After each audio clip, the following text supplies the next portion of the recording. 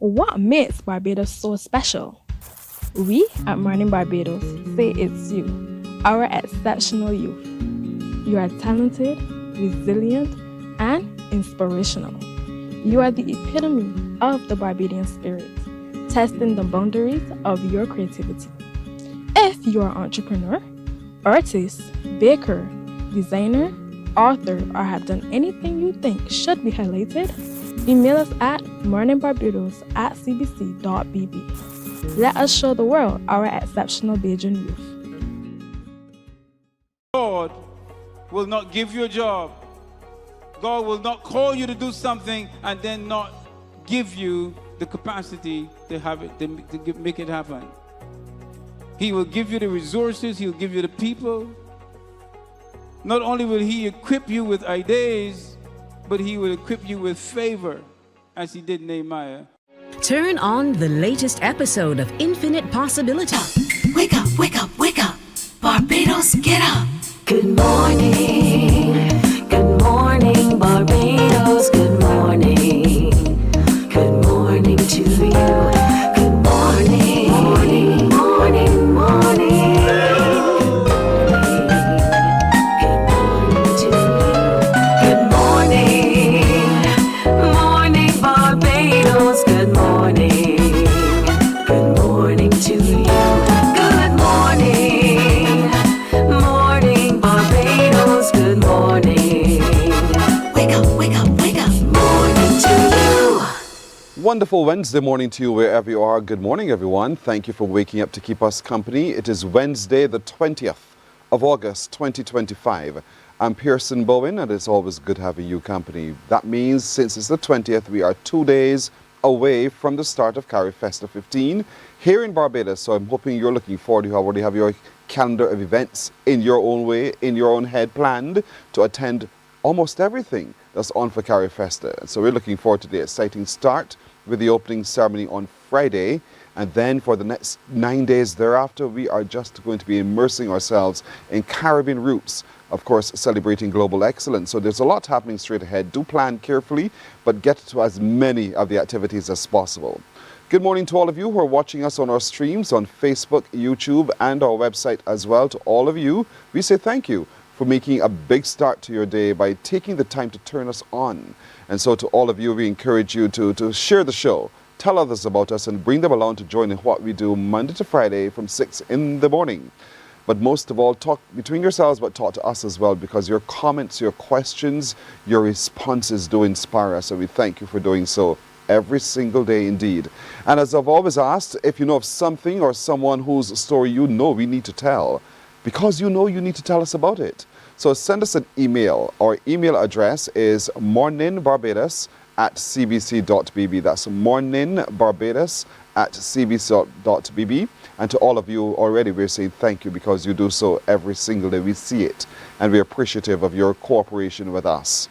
Now, yesterday evening at the Hilton Barbados was the opening ceremony for the annual General Assembly of the Caribbean Broadcasting Union, and what an outstanding evening it truly was. A coming together of Caribbean professionals in electronic and print media and other associate media as well. And so to all of you who are on island, and a number of you are, we say welcome to Barbados. We know that you're engaged in some very serious discussions about the industry, but most of all, you're receiving inspiration as you connect one with the other. And this evening is the Grand Awards Gala, when many of you whose work you've shown and we've seen, you will be celebrated. And so though you may not necessarily be a winner, just to be a nominee and to know that you made the cut means a lot. So we're looking forward to the annual awards gala this evening. And so good luck to all of you, but congratulations already to all of you who no doubt will be winners. Hello to you, Anthony Smith. Thank you for watching from the 718 and saying good morning to the 246. We send blessings back your way, Anthony. Thank you. Have a lovely day. Faye Roach. Good morning, Faye. How are you doing today? Good morning. Magnificent, but most of all, a wonderful Wednesday to you too. Have a terrific today. Kieron Olivia. Good morning to Kieron. A beautiful morning to you as well. Thank you for logging in. Norma Hunt. My friend Norma Hutt, my buddy, my driving partner, my do or die, so to speak, is Norma Hunt. Good morning to you from the nippy Scarborough, Toronto. Norms, good morning to you as well. Len and the family, Sonia included.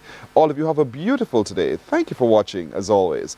Slender Glenda, good morning to you, Slender. Have a wonderful Wednesday. She's wishing everyone on board a great today as well, and we do to you, to Slender. Hello to Patricia Ben, who's always there. She's saying good morning to the crew. And to you too, Patricia Ben, we say good morning. Thank you for engaging with us on socials. Sweet Ron's, boy, are you up and running? Good morning, Sweet Ron. She sends a wonderful Wednesday morning wellness greetings to all of you indeed. But she encourages you to keep living, loving, and laughing. We do the same to you as well, Sweet Ron's. Hi, Charmaine. I like your name. You're just going by one name, Charmaine. I call you Charms. That's my new name for you. Charms, good morning to you. She says good morning to Barbados indeed, and to you we say good morning. I love it when new names are popping up. We are anxious to encourage you to continue sharing the show and to welcome to our little family indeed. Good having you all company indeed. It's a lot to do in Barbados, and there's a lot to do today too, because in just a little while we'll be taking a look at the care of your feet. Good morning, Susan Connell. How are you doing? Have a good day yourself as well. We're looking at the care of your feet. We have just 2 feet for the rest of our lives. And sometimes the feet annoy us because we feel aches and pains, we feel cramp, we feel all of those kinds of things. And we question ourselves as to what's going on. Well, there are solutions as to when that question rises, and we'll talk a little bit more about that, about foot care and how we can preserve our feet so that we can get the greatest benefit out of the use of our feet. We'll talk about that in just a little while. 2 days, as I told you, to the start of Carifesta, and this morning we'll share with you what the Barbados delegation is preparing to present as they look to present it to us a performance rooted in our history and very bold and forward-looking, they tell us. So what is that presentation? They'll talk to us in just a little while about that as well. We'll be taking a look today at a man who has changed the world through his music. His mother is Barbadian. He's no longer with us, but his music continues to affect not just Barbados, but the rest of the world. Who is he? Part of Carifesta pays tribute to him. And so we'll talk to the folks behind that production in just a little while to know how they will be telling the story of Irving Burgie. As part of Carifesta also, there are some sustainable development goals. And so what are those goals, and how can we together as a nation help to attain those goals? And there's a production for Carifesta. There's a lot about Carifesta, yes, called The Folks Who Live on the Hill. Who are those folks? What are their lives like? What is the story they're telling? The people behind that production will also join us this morning to talk a little bit more about that. So a lot to talk to, a lot to get to as well indeed today, and a great reason for you to stick around with us. But let's start talking today about the care of the foot, because podiatry is important. I know that's a big word for a lot of you. We'll break it down in just a little while, don't you worry indeed, because I'm joined this morning by podiatrist Scott Hollingsworth of Podiatry International, a new organization, but it's been around providing care of your feet for a little while. Scott, good morning to you. Good morning. Thank you for joining us. Oftentimes we take it for granted that our feet will be with us until we die. That's correct. That's right. Either there's an injury of some sort caused by self or someone or something, and then we're suddenly faced with, oh my goodness, something's gone wrong. But then there's some little things that we also do to ourselves without even knowing. High heels, all of those kinds of things, those aches and pains. So where do we start in looking at the care of our feet? You know, I think it's important we all see the eye doctor for our eyes and the dentist for our teeth. And I think many of us, we go through life, we don't think about our feet, but we should all be getting checked by a podiatrist. Most of the problems that I treat later on that are big problems could have been simple fixes early on, but we don't typically get checked until we're in pain, and we can still fix those things. But my big message to everyone is, if you have never been screened by a podiatrist, get checked early, and if you've got any underlying issues, get them diagnosed. So you're saying to me, schedule a visit to the podiatrist the same way we schedule a visit to the dentist and to the doctor and all of those kinds of things? Exactly. Yeah. Why do you think that's as important as looking after my other health? Well, our feet are our foundation, and if we have for instance, a malalignment of our foot, if we pronate, if our ankles tip inward, this can lead to a whole host of other problems, knee problems, hip problems, back problems, and we can lose mobility later in life. That can be a simple problem early on. So to avoid that, check it early. Exactly. Check it early. Children, should children be encouraged to have their feet equally checked as soon as possible? Absolutely. I also practice in Canada. I was trained in the United States, and in there, the recommendation is all children should be screened by a podiatrist before they're 3. We identify problems in toeing, out toeing. There's toe walkers. There's excessive pronation. There's growing pains in kids. These are the problems that we can typically, correct early on. So give us a broad range of the services that are offered at Podiatry International. Yeah, well, basically I treat anyone with pain or do an exam to check for biomechanical faults and then correct them. So, anyone in pain is basically someone who should be coming to see us. So, So wait for the pain? Is that what you're saying to me, Scott? Do I sit here? Because there's no pain. The absence of pain does not necessarily mean that there's an absence of a problem. that's right. Like, for instance, a lot of people have arthritic damage on their big toe. So they walk on the outside of their foot and they don't have any perceived pain, but they're walking differently. That elevates their hip, shifts their back, causes their muscles in the legs to overwork, predisposes them for ankle injuries. And here's a problem that doesn't cause pain, and they should be getting checked proactively. But if they do have pain, it's even that much more important to get checked. A lot of people on island tend to suffer from bunions. That's correct. That is a recurring problem. I'm sure you see that in your practice as well. All the time, yeah. Is there a solution? Yeah, well, bunions are usually caused from pronation, where people walk off the inside of their foot. There's ground reactive forces that push the hallux sideways, and basically that's where bunion comes from. So if we identify that malalignment, correct it, then the progressive nature of the bunion, it stops. It's that simple? Yeah. It's that simple, ladies and gentlemen. Oftentimes I thought it was, oh no, the shoe is just rubbing against this particular bone, and as a consequence there's an irritation and it causes that growth, that bulge. But it's not. Well, that's part of it. So That's part of it too. with pronation, you're pushing off the side of the foot. Avoid that. So yeah, the shoe's pushing back, the ground's pushing back, but in a normal gait, you push evenly off the entire foot on the bottom, not off the side where the bunion is going to form. It doesn't necessarily mean surgical, does it? No, I'm a foot and ankle surgeon. I do, in Canada we do a lot of surgery, but in most cases we can alleviate people's pain without surgery. And that's good news. Yeah. That's really, really good news. Yeah. Warts and calluses. Yeah, callus is a sign of something going on. It's an area of high pressure. So obviously there's something causing that pressure. So that's what we do as podiatrists, is we analyze what's going on, where the pressure's coming from. That's kind of a precursor to bigger problems typically. Really? Yeah. Warts are a virus, that's different. That's, you can, get those like a common cold, and those are things we want to kill, those viruses, with different treatments, and otherwise they spread all over. So we find ourselves going then for pedicures. Scrape it off. Yeah, yeah. And hope that it all settles itself, but it returns. Yeah, and that's good. It treats the symptom.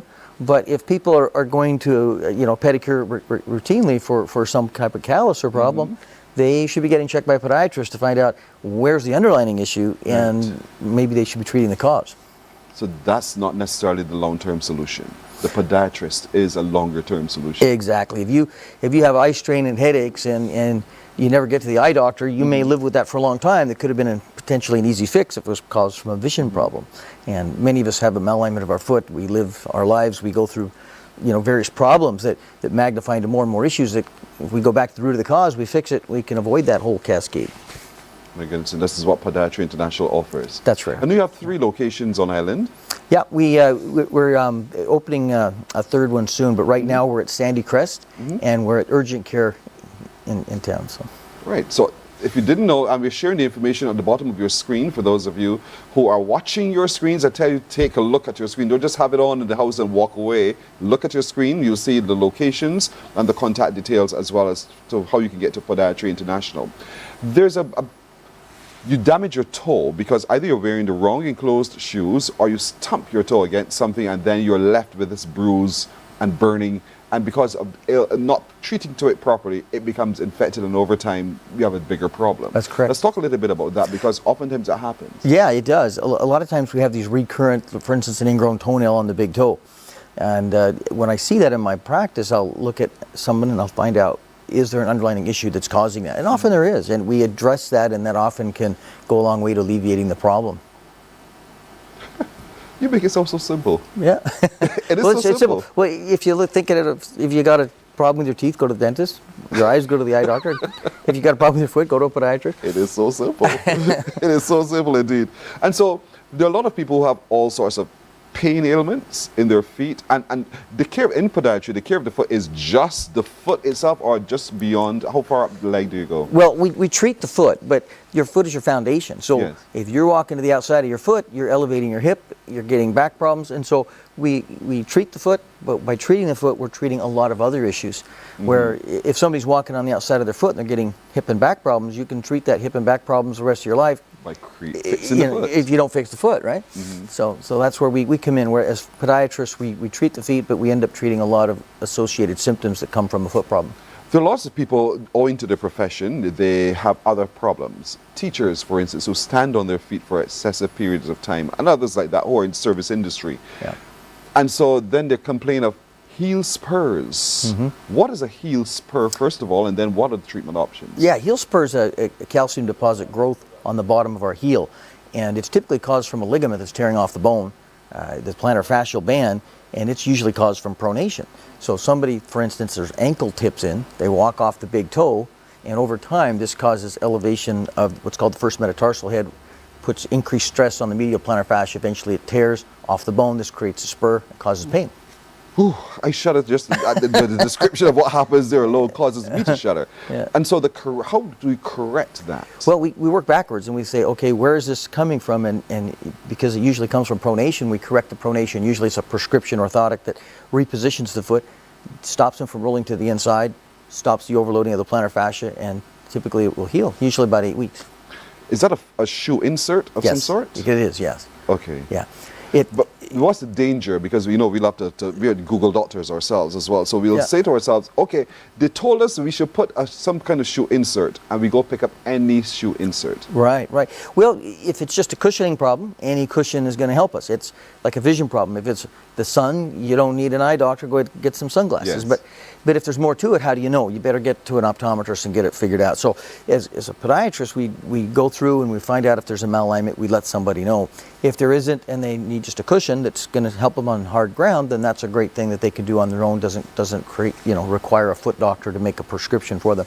But if somebody's malaligned, that's what we do is we identify the malalignment, we design an appliance that will correct that, they walk properly, they don't overload the plantar fascia, and the plantar fasciitis heals. The heel spur heals. Do we attend by appointment, or can I just walk, with the pain, walk right in? Yeah, well, we prefer appointment just because then people don't have to wait. It's just 266 foot is how people call and get a hold of us and book an appointment. Yeah, and we're usually pretty easy to get in to see. It's not too difficult. So. Other than the pain, Yeah, not too that's difficult right. to get to see you indeed. And so, give us a sense of a consultation. What's that like? How does that go? Yeah, so people come in and see me, they'll fill out an intake form, and it'll basically give us a little bit of their background and what their issue is, and then I'll do a biomechanical assessment and examine them, and then we'll find out what's wrong, where it's coming from, educate the patient about what they're doing, what they can do, what the treatment options are, and then help them with what they decide. You talk about nerve pain as well, because we assume it's the shoe, toss the shoe, and that should fix the problem, but we didn't stop to take a look at what else we created the nerve pain, or what's causing that nerve pain. Yeah, nerves, there's a number of causes there. Like you can pinch a nerve in your back and feel it in your foot. Yeah. And so typically with nerves, we have to kind of work backwards and figure out where it's coming from, identify it, and in most cases we can help people with that. Are you the one who deals with the tingling of feet at night?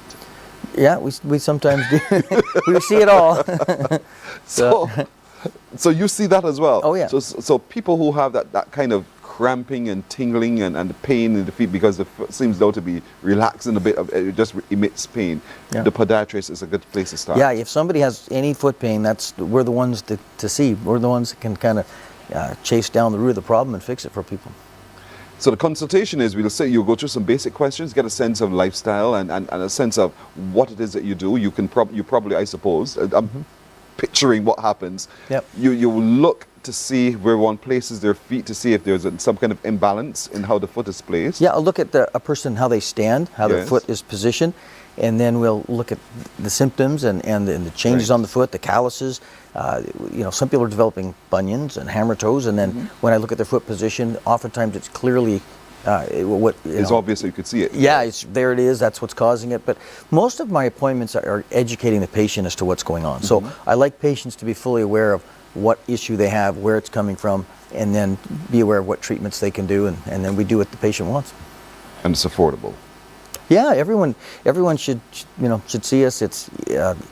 you know, some things, like if I have to make prescription orthotics, I pay a lab to build them, and there's a cost for that. In most situations, like in Canada and the U.S., insurances cover that, and it's not cost prohibitive. It's an investment, like glasses. So.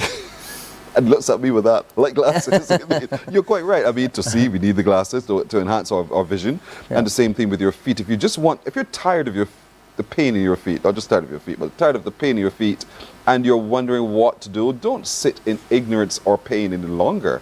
Podiatry International has locations to serve you, and those locations are near to you. So as soon as possible, place your appointment and come see a podiatrist. How many people operate within Podiatry International at your location so that we feel as though we're getting... It's just timely? me. It's yeah, just you? I'm the only one, yep. Yeah. So, yeah, I was trained in the United States, I've been practicing in Canada, and then I've actually been in Barbados for a few years, not as a podiatrist, just I spend winters here, and I love it here. The weather here, obviously, is amazing. But I've had a lot of people that I've interacted with that have needed help, so I've decided I'd make those services available. Oh, we thank you for that, indeed. We thank you for helping us find those solutions. Yeah. What has been for you, just out of curiosity, one of your most interesting, and I use that because I want to say the word challenging, situation you've had to correct? Oh boy, there's a long list there. I think plantar fasciitis is probably the one of the most challenging for patients. For a lot of people, that's a big word. It means what? It's heel pain. Basically, people get pain in the morning when they get up on their heels. They sit down for a while, they go to get up, and they've often struggled with it for years. And yet, it's kind of fun for me as a clinician when I see that and identify where it is. I know those people typically are going to heal in 8 weeks, so it's pretty fun from a clinician standpoint. You're able to change those people's lives. Are some conditions genetic? Yeah, well, we inherit the structure of our feet. So if people have a foot type where their ankle tips in, pronation, that's something typically they got from parents, they pass to kids. And so these things are generational. Usually we correct the parent, then their children, then their parents, and so a lot of these things runs in families. Oh, that I did not know. I thought each child was so unique that each child comes with. Yeah, well, it's kind of like, if we all have black hair in our family, it's going to be common, but there are variations, right? Yes, so there's different variations of different problems that require different amounts of correction. Wow, this is so fascinating. But if you feel the pain, if you're curious about, if you need to understand better why it is that you walk the way you walk, what are some of the solutions? Sometimes it's not as simple as just a change of footwear, but there's some other things that you need to work on as well.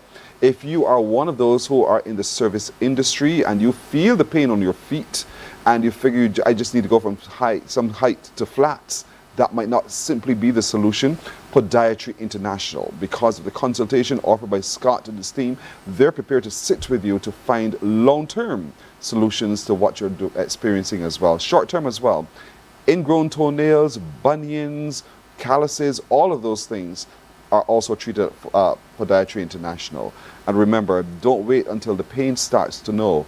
It should be a part of your routine checks. Like you check your eyes, you check your teeth, you check your general health, check the foot health as well. And that's what Podiatry International reminds you to do so. The information on the locations are on your screen. Take a look, take a note, look back at the show later on, Google them, Podiatry International, see where they are, see what they do, get the numbers, and make a difference to your foot. If you lose it, it doesn't grow back. And that's the beauty of what we're talking about, isn't it, Scott? That's right. It doesn't grow back. That's right. You look after them. They serve us our whole life. Well said. Look after them. They service our whole life indeed. Scott, thank you so much for joining us this morning. Thank you. I hope that you're inundated with calls in the sense that I know that Barbadians need relief. Yes. And I know that I'm confident that you can offer that relief. And so therefore, folks, we commend Podiatry International to you. Take the service today. Thank you so much. Thank you. You're welcome. Morning Barbados is back in a moment. Morning, morning, morning. Good morning. Good morning to you. God will not give you a job. God will not call you to do something and then not give you the capacity to have it, to make it happen. He will give you the resources. He'll give you the people. Not only will he equip you with ideas, but he will equip you with favor, as he did Nehemiah. Turn on the latest episode of Infinite Possibilities, only on CBC TV8, every Sunday at 1:30 p.m., sponsored by Covenant Life Teaching Center. Welcome to Nature's Discount, the ultimate health food store. At Nature's Discount, we have thousands of quality products at great prices. Hi guys, Dottie here with Nature's Discount, and today we are talking about Solar Ray Microbiome Probiotics and why you should be taking them. And we have well over 3,000 amazing products to help you get healthy. For your health tips, tune in to CBC TV8 every Monday, Tuesday, and Thursday for Nature's Discount, sponsored by Get Healthy Incorporated.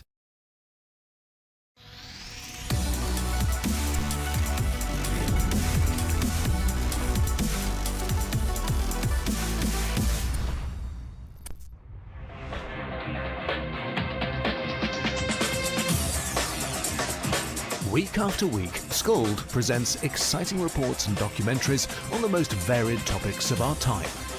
Spectacular developments and innovations, lifestyle and trends of tomorrow, mobility and tourism, health news, highlights from art and culture. Each contribution grabs the viewer with extraordinary images and stories and takes him into fascinating worlds which he experiences here exclusively and up close. We're there when companies and specialists develop super satellites for a global network in space and can look behind the scenes. Scald is a window to everything that is there or is yet to come. Fly with us through time to better understand today and tomorrow. You've always wanted that. Scald, a look into the future. Morning, morning. Good morning. Good morning to you. 26 and a half minutes after 6 o'clock. Oh boy, are we all looking forward to the start of Carifesta, looking forward to exploring all that the Caribbean has to offer. Delegations have arrived. Delegations are still arriving. They are testing, they are practicing, they are ready. Are you ready for Carifesta? Remember, the opening gala is Friday. That opening gala starts with a spectacular parade of the delegations through Bridgetown to land and descend really on Queen's Park, and then an explosion of cultural activity happens and the big super concert in the night. So there's a lot happening for Carifesta. Go to carifesta.net, look and see, don't just cherry pick, but get up to as many things as you possibly can. This is an opportunity that you would have to travel to experience. All happening on one island now, where you can go to island experience. You can go taste food, you can go sample this or that, read books, get immersed in dance. And that's what we're talking about right now indeed. And so joining me this morning is Cultural Officer for Dance with the National Cultural Foundation, Alicia Hurley, because she's taking steps. Alicia, good morning to you. Good morning, Pearson. How are you? I'm doing well. Thank you for asking. How are you doing? I am doing well as well. Very busy, a little tired, but we're here to talk about tech steps. Yes, we are indeed. And so for anyone watching this saying, okay, what do you mean by tech steps? Exactly. So for the Barbados Dance Night, of which the National Cultural Foundation's cultural officers are responsible for the Barbados delegation. So everything that Barbados is offering to Carifesta at a national level, we're responsible for. And as dance is my area, I'm responsible for Barbados Dance Night, and Tech Steps is a look at fusing dance and technology. Oof. Yes, something that we've never done before. Yes. And so you can imagine how excited the choreographers, the artistic director, the technical team, and the dancers are. Tech Steps is looking at dance and AI, it's looking at dance and motion graphics, dance and VR, however we can merge dance and technology and marry that relationship. And what does that mean for performance? I'm imagining already. And so because it's never been done before, people, that makes it something you should not miss. Exactly. When is it, first of all? It's August 29th at 5 p.m. at the Frank Collymore Hall. The 29th? Yes, please. It's a part of the Barbados Dance Night with another Barbados Dance show. And so you pay $50 and you get 2 Barbados dance shows, Tech In Steps one. and Futures in Motion in Oh one. man, this is really good. So how many dancers are involved in Tech Steps? Tech Steps has casted over 50 dancers, and when I say casted, instead of using groups, we've used dancers from every group possible who wanted to be a part, and everybody came to the audition, and we accepted everyone. They were all so good. And the choreographers, I call them my dream team of choreographers, the A team of choreographers in Barbados. We were talking about persons like Tisha Smith-Guthrie, Kelvin Carvalho, Olivia Hall, Keisha Dowridge, and the list goes on, you know. So we have a dream team of dancers, a dream team of choreographers. Kelvin Carvalho is also the artistic director along with myself, and I'm the producer as well.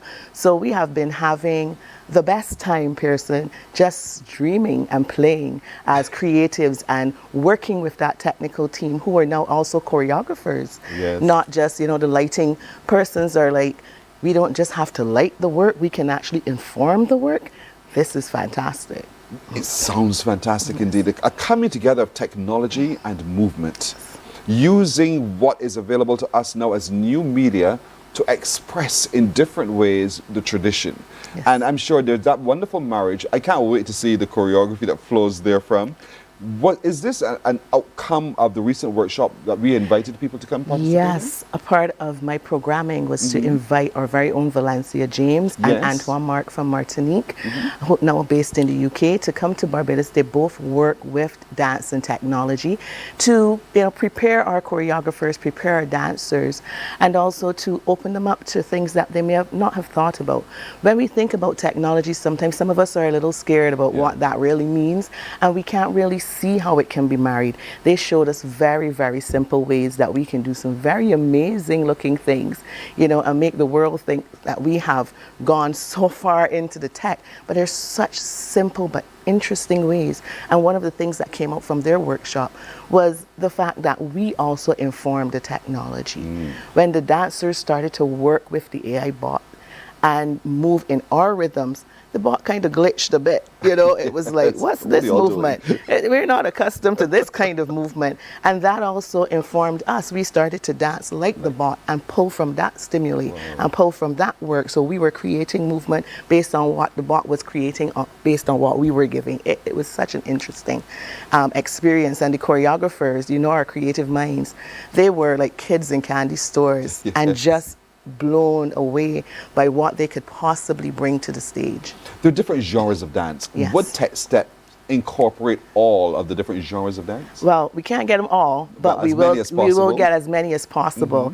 Not trying to give away too much because we have some great surprises there, but we definitely are going to have modern, we're going to have some contemporary, we're going to have some street dance, and I will say that we have a commissioned futuristic landship piece. That's the most I'll give you. She's all right. So think of traditional landship, landship as we have evolved at this time, and then what could it possibly look like in the future? My mind is tipping over here already. It's tipping way over. And this all happens on the 29th? Yes, please. The 29th of August at the Frank Cullimore Hall, 5 p.m., $50. $50 gives you go to all the ticket offices and get your tickets. Yes, all of the box offices. Go to carifesta.net, go to on IG, on Carifesta XV on IG, NCF Barbados page on IG, and check out all those box offices so that you can get your tickets. And if you check the Carifesta pages, you will note that the dance shows are selling out quickly. Yes. I want to take a look at some other things of how youth are being immersed into the changes in the culture and the changes of the dance as well. But we'll take a break and we'll come back and talk some more to Alisa Hurley about that and much more in a moment. Stay with us. Morning, morning, morning. Good morning. Good morning to you.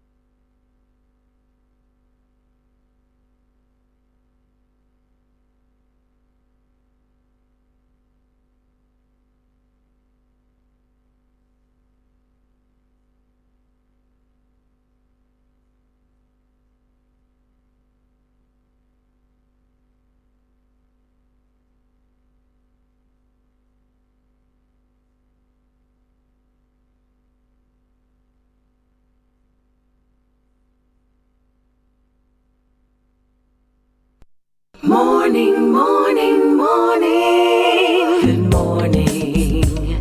Good morning to you. 26 to the hour now. Tech Steps is really happening on the 29th of August in the Frank Cullimer Hall. That's a wonderful performance space. And we want to encourage as many of you as possible to get your tickets early because tickets are going very quickly.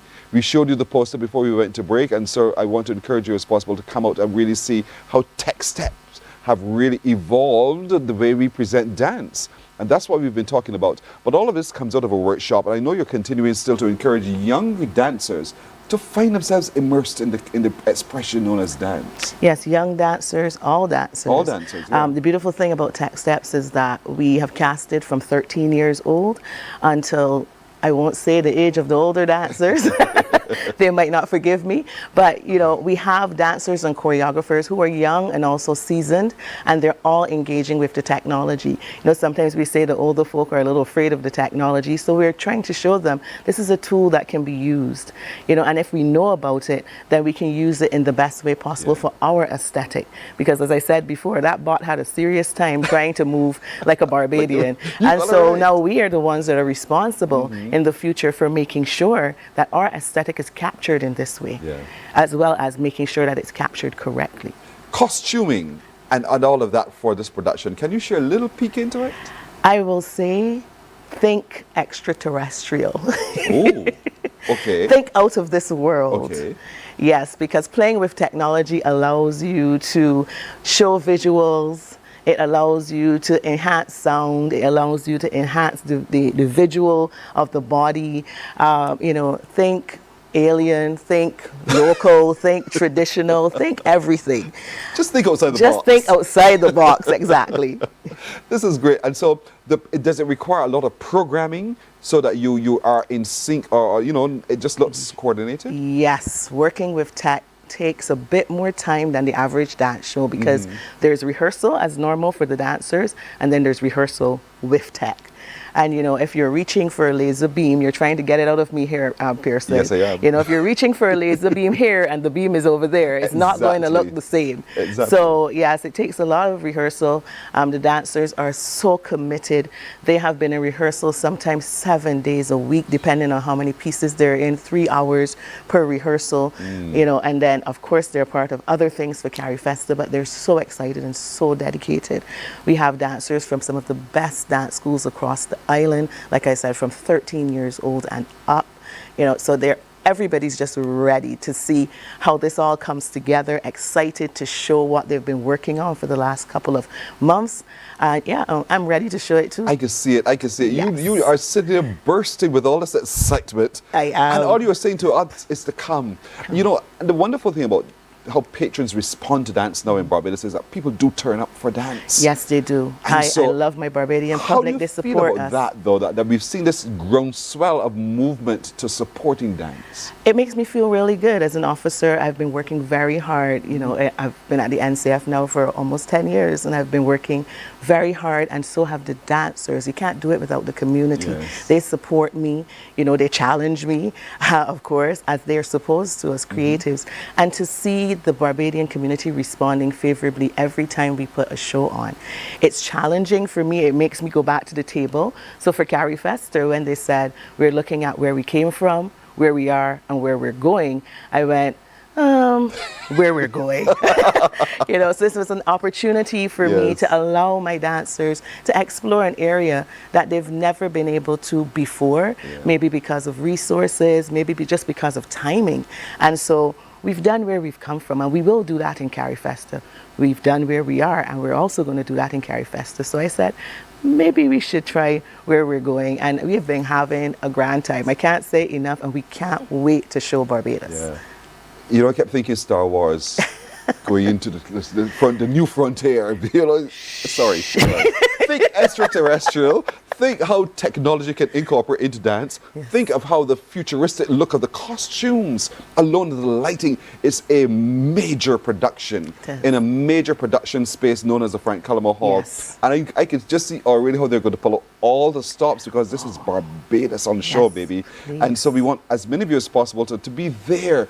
Don't let the other delegations swap up all the seats. We just need to fill our seats as well, because this is really for one night only. one night only, one night only. And I can say to you, past Carifestas in Barbados, it was a sold out show, and the country delegations made sure they came to see what Barbados had to offer. So Barbadians, if you want to be there, $50 makes you a member, as they say. Frank Coleman Hall, August 29th.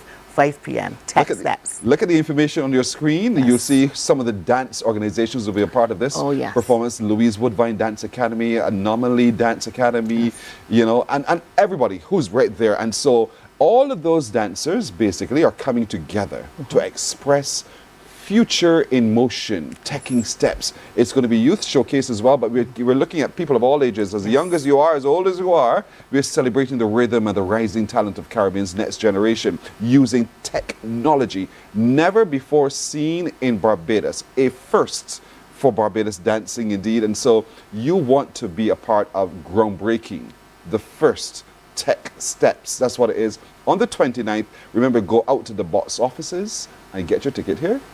Don't say that somebody didn't tell you, because we've told you. Go to the box offices, get your ticket, because the tickets are going very, very quickly. Do not miss the opportunity. Carifesta.net tells you all that you need to know about the Carifesta, and certainly we want you to plan accordingly. But come see what Barbados is doing futuristic, because we've done the past, we can do the present. Boy, are we ready to take on the future. And so we've been planning and preparing for all of this moment in time.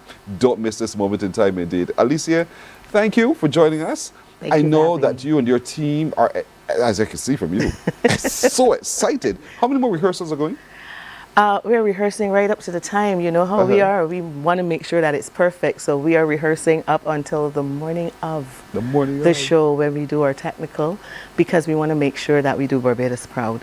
I hope you get time to also enjoy Carifesta. I will try. You are so busy, because there's so much going on. So much. You just quickly, what do you know about the other delegations? Let's peep inside for a moment. Jamaica, I can talk about dance. Sure. There's in Jamaica, NDTC, LACADCO is coming. We're also working on workshops for the Caribbean and Barbados. Aisha Comishong, the dance coordinator for Carifesta, and myself. So workshops will be at EBCCI and the NCF Dance Studio, so look out for that schedule. We're working on, of course, the opening ceremony and the presentation. We're going to see the parade of countries, Barbados. I'm working on that as well with the Chief Cultural Officer, Andrea Wells. So we're looking to come hard, as we say, because we are ready to show up and show out for Barbados. But I know for sure Alvin Ailey. Yes, which is already sold out, by the way. 24 hours. NDTC, National Dance Theatre Company of Jamaica, sold out in almost 24 to 48 hours. And we will probably have LACADCO and, of course, Tech Steps and Futures in Motion sold out too in a bit. Theaters bringing exciting stuff, literary arts, all of my colleagues. You know, we're all trying to peep at the schedule and see where we can ease out and at least look at what each other is doing. But if we don't, you know, we are happy to know that Barbados is getting a cultural experience, as you said before, the Caribbean in one place. Yes. That's the beauty of Carifesta. It's a lot, but it's not limiting you. You can see a bit of everything, taste a bit of everything, you know, experience the fashion. You can go to Grand Market, buy books from all over the world, because we've invited some of the rest of the world to this Carifesta. Indeed. You know, you can see the fashion shows, you can be a part of the youth village and the youth entertainment, you can go do workshops, you can meet a literary agent, you can do workshops with stars from across the globe. We are bringing in persons, international persons, as well as Caribbean stalwarts, who will be doing most of the time free workshops. This is the chance, if you always wanted to do it. You know, there's no excuse. If you've missed this, you've wanted to miss it. Exactly. Yes. So beautifully said. And I was watching you dance with your hands and everything Can't else. help it. See, and one of the conversations we were having when we went to the break is the language of dance. And you said to me, it's left my personal interpretation. It is. It is. As a choreographer, as a creator, we get our stimuli from various things. As I was saying to you earlier, it could be from the way the wind is blowing the leaf in front of me, you know, and from that I interpret that movement into the body, and from the body to the stage. And we may have a particular story that we want to tell, but the audience's reception may be our interpretation, or it may be more. And that's the beauty of movement. We're movement specialists, and we move every day. So from walking to the way we speak, Yes. you know, our lips move, our eyes move. Yes. Dancers can capture all of that and make it more and put it on stage. Oh, I feel like dancing. You should. I just feel like it indeed. But I am thrilled. I'm excited. I think all of us are equally excited, really, Yes. to be a part of Tech Steps. Yes. Tech Steps, as we told you at the beginning, folks, the 29th of this month, and you need to be in the Frank Cullimore Hall, but you need to get your ticket as soon as possible, because I guarantee you, before you blink your eye 3 or 4 times, the tickets will be all sold out. The information is on your screen. It is one forgettable night of movement, culture, and youth excellence. And as it says at the end, don't miss it, exclamation mark. It's at the Frank Cullimore Hall from 5 in the evening until 9, and you're seeing the best of Barbados on stage. The Tech Steps give you an opportunity to see the latest in technology and how that movement through dance and technology integrate in such a way that it stuns you. Out of this world is what Alicia promises it will be. You will see the future through their costuming and the lighting and the use of technology to enhance the movement and a whole lot more. If you ain't get it yet, I don't know where you will get it, really, but get your tickets as soon as possible and be a part of Carifesta 15. It is truly going to be excellence at on a global level indeed, and we want you to not miss any moment of it through dance in particular, and all of the other genres of expression as well. So look out for this. This is really, really, really exciting, folks. I really want you to be there indeed. Alicia, thank you. Thank you. You and your team, keep practicing, stay safe. Yes. Stay rested enough. Okay. As well, but focused Yes, on definitely. the excellence that you're bringing. Thank you very much. Pleasure to be here. As always. Thank you. I love talking to this lady. Alicia Payne, Cultural Officer for Dance with the National Cultural Foundation. I'm seeing her for a person for the first time. We've always done the virtual thing. Yes, that is And true. here it is. We're having our moment in time, indeed, meeting. But we can meet her and the other dancers in person too at the Frank Cullimore Hall on the 29th when Barbados puts on Tech Steps. No one else is doing this. We are doing it. And so we want you to see something that's futuristic, different, exciting, very much forward thinking, but most of all outstanding. And I want you to be a part of it indeed. Remember, carifesta.net. The opening gala is this coming Friday. Alicia tells me they're going to be dancing their way through that as well, because the delegations are going to be making their way along the streets of Bridgetown from the from some Freedom Golden Park, Square. and they're going to come all the way into Queen's Park, and then boof, it's a melting pot really of dancing and music and culture, conversation, just a really good time of people of the region expressing in the way that we, the people of the region, express. And so don't miss that as well. Thank you so much. Thank you. You're welcome. We're coming back in a moment. Morning, morning, morning. Good morning. Good morning to you.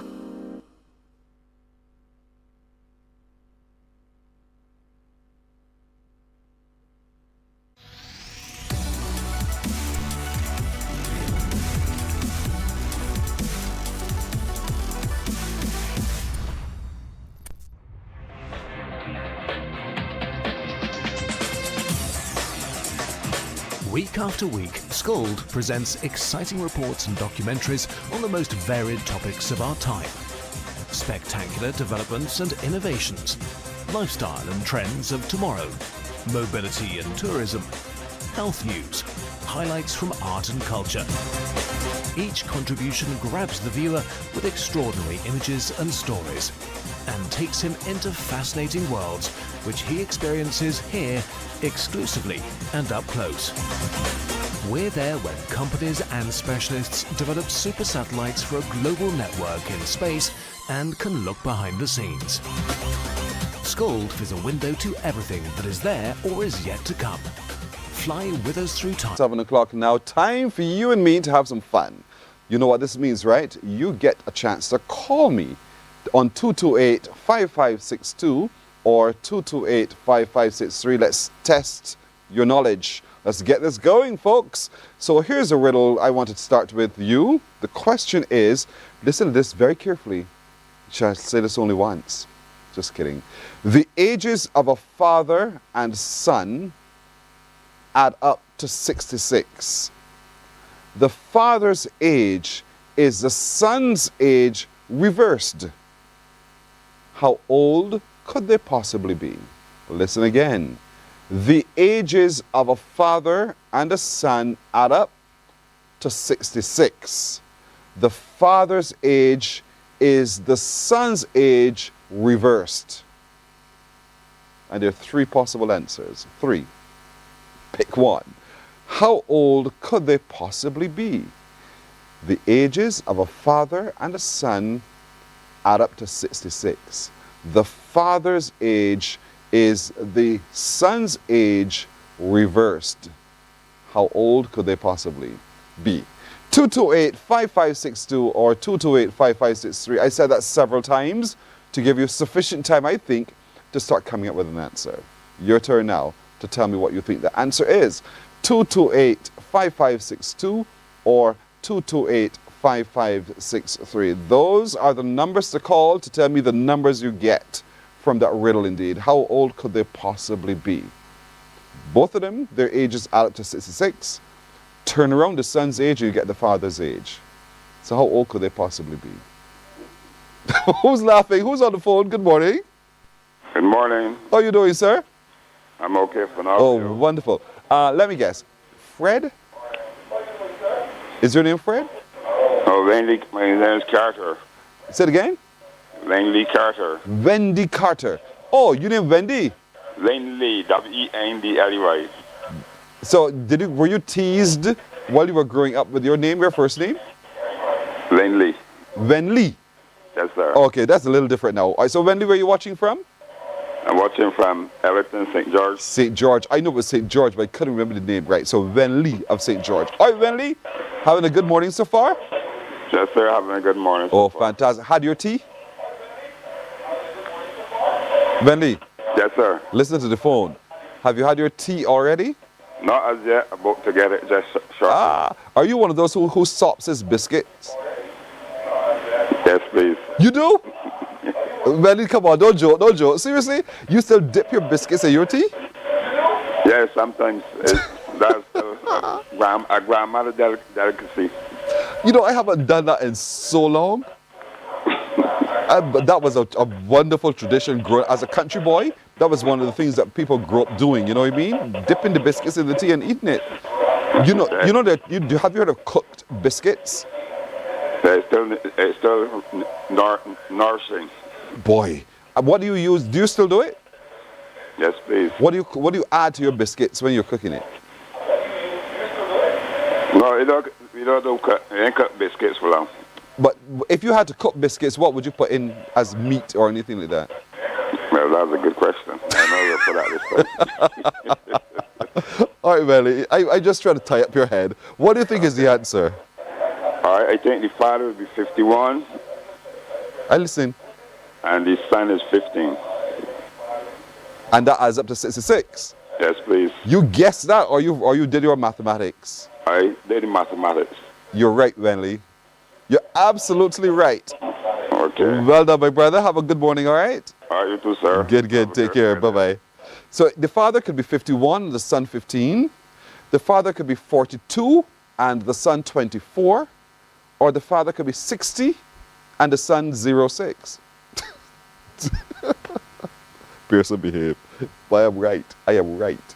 All right, so here we go. Next question, folks. Next question. How many apples grow on a tree?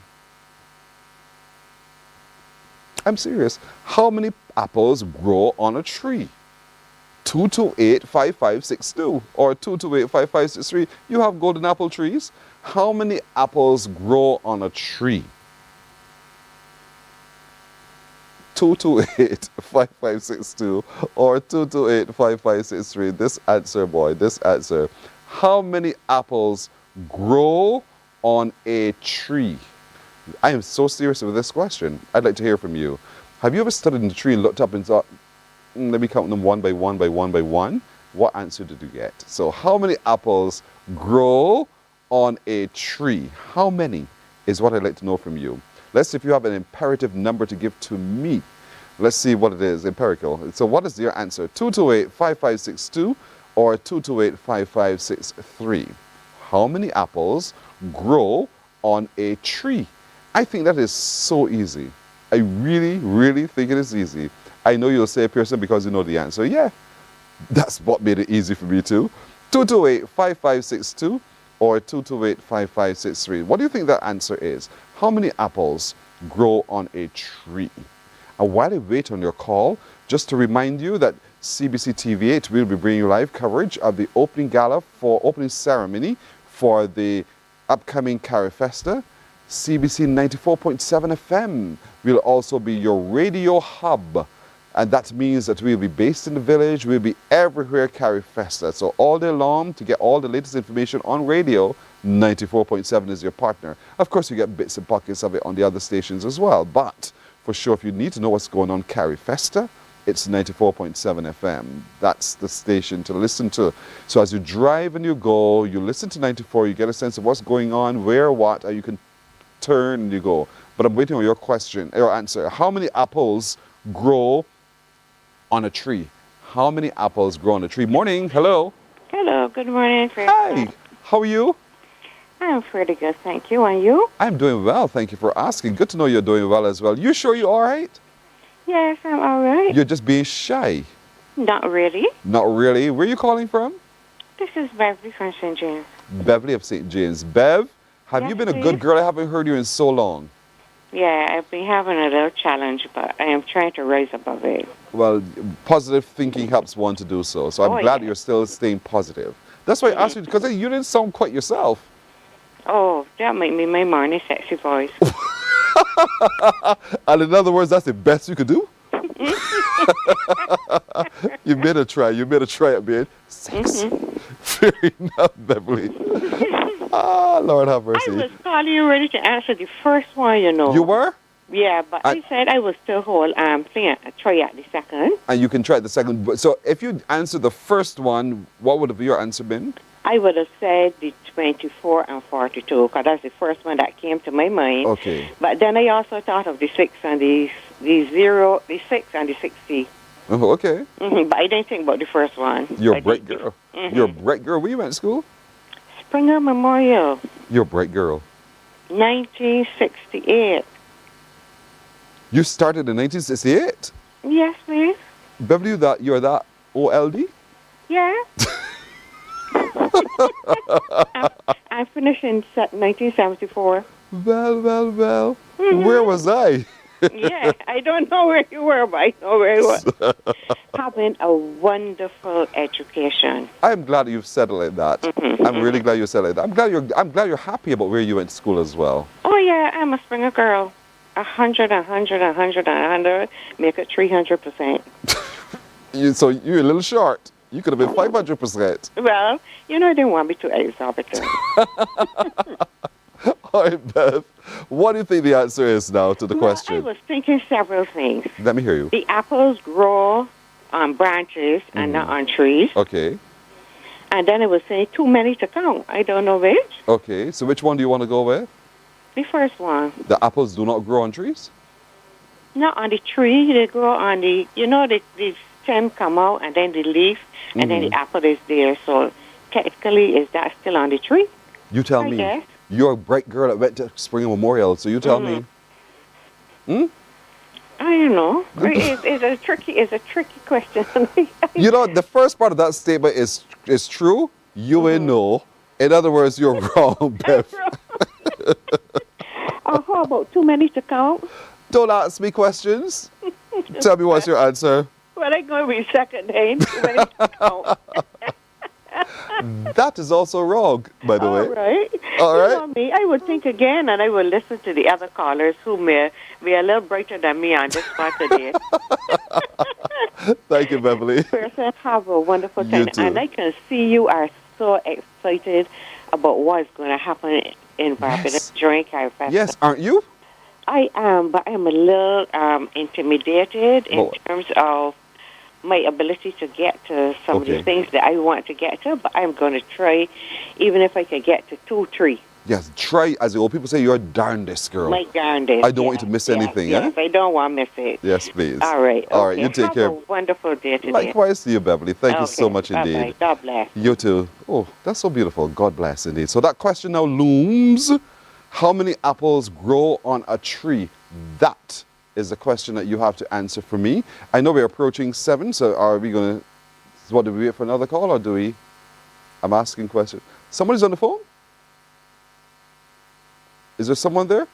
228-5562 or 228-5563. I thought I heard someone whispering somewhere. Good morning. Hello. Hi, good morning. Hey, sir. How are you doing? I'm pretty well, thanks. And yourself? I'm very well. Thank you for asking. You sound rather confident. Oh, you fake it till you make it. You better shit that confidence. Listen to me. Who's calling? This is Dane Ross from St. Michael. Dane of St. Michael. All right, Dane. You having a good morning so far? Yes, it's pretty good. Thanks. You sound like a young man who has not yet been able to try dipping his biscuits into tea. Am I right? That is incorrect. Because you ain't doing that. Biscuits in tea. That's for old people to do, right? Pardon me? For you, that's for old people to do. Not really. Some of the new flavors in biscuits nowadays are quite tasty in tea, so I wouldn't say that. Oh, you don't want to vet up your biscuits? Oh, I like to wet up my biscuits after there's nothing else to put in them. No cheese, no peanut butter, well, tea, there you go, or coffee. That's coffee's great. Oh, you wet up your biscuits in your mouth, but you want to wet them up before. I got you, brother. I got you. What's your answer? All of them. I explain that to me. So, technically you can't count how much apples are on the tree, because they vary, but all of them grow on the tree. And that's your final answer? That's my final answer. And that makes sense to you? As compared to the riddle, yes. Otherwise, the riddle is unanswerable. You are convinced that you have come and stumbled upon what you think is such an earth-shattering revelation that all apples grow on trees. That's your consideration here. As far as the earth is concerned, yes. All right, man. You're right. You're absolutely right. Well, thank you very much. See? Thank you so much. Continue. Try dipping the biscuits in the tea next time, okay? No problem. Great, brother. Thank you so much indeed. All right, folks. So enjoy your day. Took a man to get it right, right? Yeah, he got it right. All apples grow on trees. It doesn't matter. The reality is, when I ask you how many apples grow on trees, all of them do. All apples grow on trees. We're coming right back with more right after this break. Morning, morning, morning. Good morning. Good morning to you. Let's show our roots, Caribbean roots. Our roots, Caribbean roots. Let's show our roots, Caribbean roots. Roots, Caribbean roots.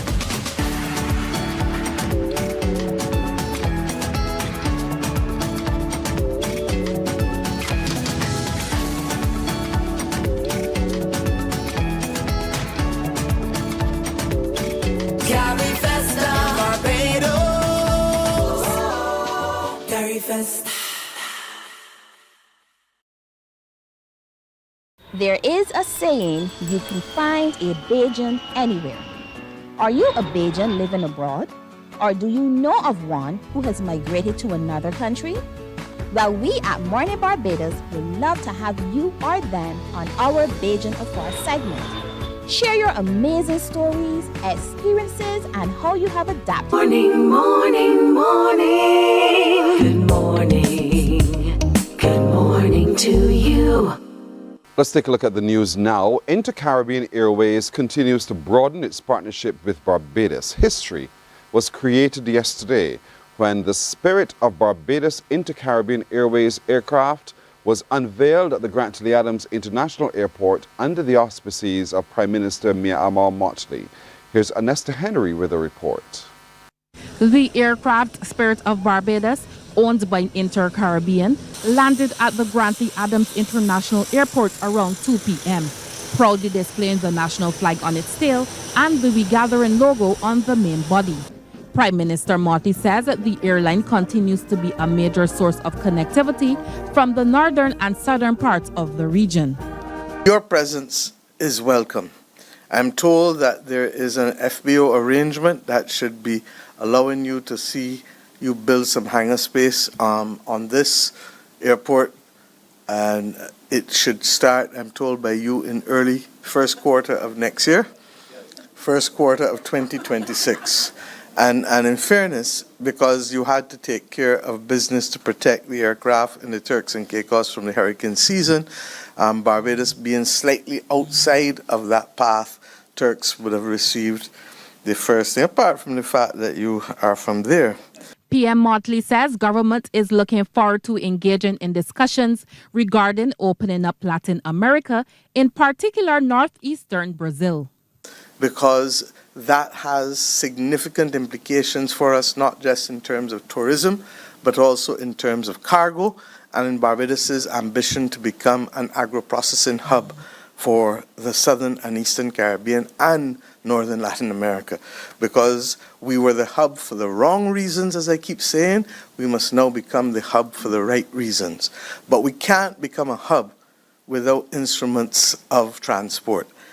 In the midst of the COVID-19 pandemic, Inter-Caribbean Airways entered Barbados and the Eastern Caribbean islands. In December 2023, the Airways deepened its roots in Barbados by launching Flight Support Barbados Limited. What began with 70 employees has doubled to now employing over 140 Barbadians, creating meaningful careers and opportunities in aviation. Last February, Inter-Caribbean further extended its commitment by launching direct service between Barbados and Jamaica. Chairman of the Airways, Lyndon Gardiner, says the unveiling of branded aircraft symbolizes a deep and meaningful partnership flourished between the airline and Barbados over years of shared vision and mutual support. We have invested significantly in our presence here because we believe in the vision that Prime Minister Motley and her government have articulated for this nation's future. We have worked throughout challenges together, finding solutions that honor our shared commitment to regional connectivity. Chief Executive Officer of the Barbados Tourism Marketing Inc., Andrea Franklin, says at the end of the financial year ending March 2025, Inter-Caribbean Airways contributed just about 40% of available seats into Barbados from the region. The debut of this specially branded aircraft provides a welcome level of heightened visibility for brand Barbados in this regard. Members of the Barbados Cadet Corps participated in the unveiling ceremony. Onesta Henry, CBC News.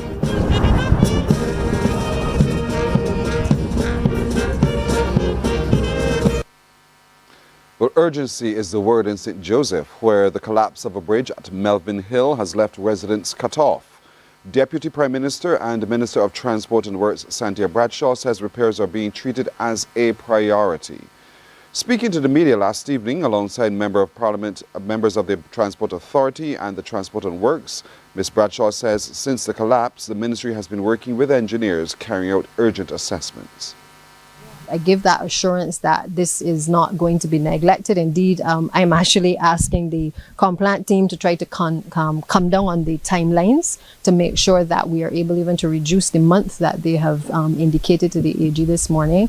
And simply because I think that unlike any other district right now where we are doing these road works, it is clear that this artery in Melvin Hill Bridge is so critical to the commuters that I think if we have to pause something or slow down works in another location, that is a directive that I have given to our teams to make sure that all hands are on deck to get Melvin Hill Bridge reopened and to get the other projects in St. Joseph completed in short order.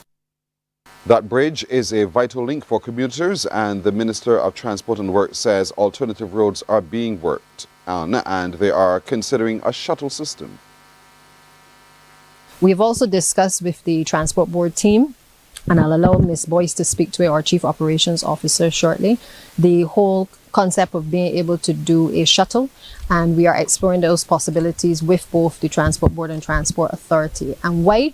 Because we recognize that even for us here this afternoon walking across the bridge, that there is still a rather long commute for persons who get off at one end of the bridge and have to walk to the other to then make their way into the neighboring communities. A man has been killed, another said to be seriously injured following an altercation at Parish Land Christchurch. The deceased has been identified as 30-year-old Ewan Ford. Police Communications and Public Affairs Officer, Acting Inspector Ryan Brathwaite, says the incident happened about 10 to 2 yesterday afternoon. Preliminary investigations revealed that there was a dispute between the men, which resulted in one receiving fatal stab wounds. A person of interest is assisting with investigations. Sports now, Harrison College and Milo Lodge battled hard yesterday's opening day of the Student Revolving Loan Fund BCA Schools Under 15 three-day final. Winning the toss and batting at Kensington Oval, HC were bowled out for 194. Skipper Javian Batson hit 92, inclusive of 11 fours and 4 sixes. Shawniko Sargent led the bowling with 4 for 38, while Lodge captain Liam Seeley took 4 for 50. Take a look at the highlights. Well, that's gone a long way. And that's very well played through mid-on. You don't run for that, Mr. Batson. You just spoilt it. Beautifully played. That's gone for 4. More runs. You don't put it in his legs and whipped away. And he's got a really, really good presence. In the air. Catch taken. First wicket goes down. A lot of the strike he's had. So a lot will depend on him. That's gone.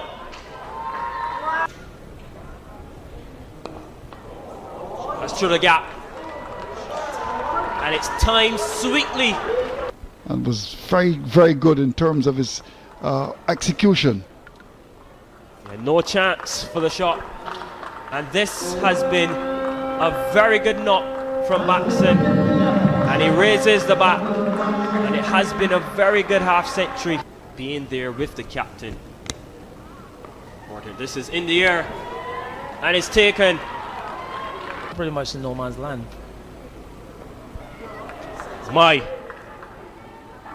There was a chance for the catch, but still setting. Chance for the catch, and it's taken. Hines and 2 from Jordan, who's very much on strike. That's gone. Definitely what they would have been hoping for at the start of play as a wicket. Franklin. It's the big wicket of Franklin and Toppin's back. Yeah. That's a good shot. Immediately, he strikes. Bowled him. Seeley pick up another. He can. Back-to-back wickets for Liam Seeley. Bowls him. Magnificent. Being a more experienced man, but he goes. But you want to see the back of this last wicket pair. Bowled him. And that's the end of the innings. Harrison College, 194. Well, today starts day 2. Lodge will begin its reply from 11:30 this morning. That's a look at news. Until now, more news coming up at 12 noon right here on TV8. We're back with Morning Barbados in just a moment. Ensure your safety this hurricane season. For people with disabilities and their families, it's important to consider individual circumstances and needs to effectively prepare for emergencies and disasters. Create a network of people who can help you in a disaster. Keep a contact list in a watertight container in your emergency kit or on your electronic devices. That hurricane safety tip was brought to you by Ensure Max Protein. Take your routine to the max. Morning, morning, morning. Good morning. Good morning to you. There is a saying, you can find a Bajan anywhere. Are you a Bajan living abroad? Or do you know of one who has migrated to another country? Well, we at Mornin Barbados would love to have you or them on our Bajan Afar segment. Share your amazing stories, experiences, and how you have adapted to a new culture. Send us an email to morninbarbados@cbc.vb, and together we will travel the world.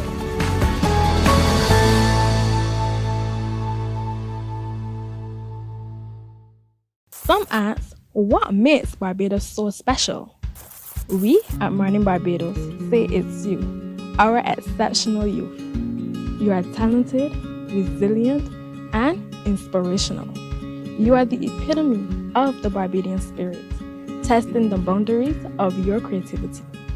If you are an entrepreneur, artist, baker, designer, author, or have done anything you think should be highlighted, email us at Mornin Barbados at cbc.bb. Let us show the world our exceptional Bajan youth. Mark your calendars. On Friday, August 22nd, all roads lead to Queen's Park for the Carifesta 15 opening ceremony. It all kicks off at 4 p.m. with the vibrant parade of nations from Golden Square Freedom Park. Then the energy turns all the way up at 5 p.m. in Queen's Park. Over 300 still walkers, dancers, drummers, aerialists, a full theatrical production, and a live orchestra will transform the space into a cultural spectacle. Come out and experience live performances from Alison Hines, Mahalia, Mikey, Adrian Clark, Wes Wallace, Nikita, and more. This is more than a show. It's a moment for the region. Admission is free. Don't miss it. Carifesta 15, Caribbean Roots, Global Excellence. On Friday, August 22nd, Queen's Park is the Carifesta 15 opening ceremony. Books open your heart, your mind, and your soul. They are educational, entertaining, inspiring, and motivating. Are you an author of a recent book you want to share? Then Mornin Barbados would love to feature your book in our The Next Chapter segment. Send us an email to morninbarbados@cbc.bb. That's morning without the G. Come and let us turn those pages together. Let's show our roots, Caribbean roots. Our roots, Caribbean roots. Let's show our roots, Caribbean roots. Roots, Caribbean roots.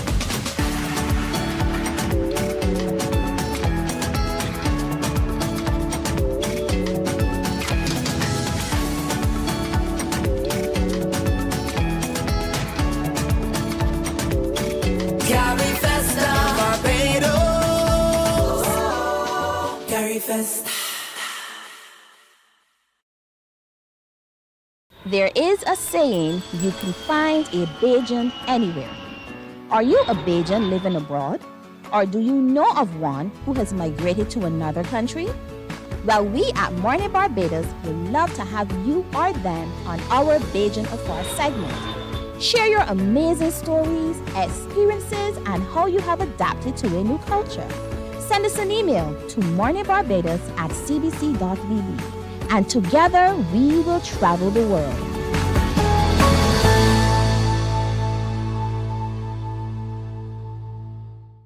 Some ask, what makes Barbados so special? We at Mornin Barbados say it's you, our exceptional youth. You are talented, resilient, and inspirational. You are the epitome of the Barbadian spirit, testing the boundaries of your creativity. If you are an entrepreneur, artist, baker, designer, author, or have done anything... Good morning, morning. Good morning. Good morning to you. We're 17.5 minutes after 7 o'clock. Now, when you get this group together, they talk. They talk a lot. These are the folks up on the hill. I am telling you, I'm so happy to be joined because there's a production going on, and that production really takes us into theatre. It takes a look at, and I'm not going to spoil the plot for you, I'll let Matthew do that. Matthew Murrow, who is the man who has written, you're directing and producing this production. Matthew, morning. Yes, I am, yes. The folks who live on the hill. Yeah. What's that about? Well, it is an imaginative retelling of an intimate night with our first Prime Minister, Errol Walton Barrow, and jazz icon Nina Simone. So we're moving it from lore to the stage. Mm-hmm. And this is a true thing? Or this is your imagination? Well, I say imagination because I wasn't there. Okay. So I am taking accounts from her daughter's book, as well as her memoirs and some, here and there interviews that would have been, whether it's oral tradition or whether it was written.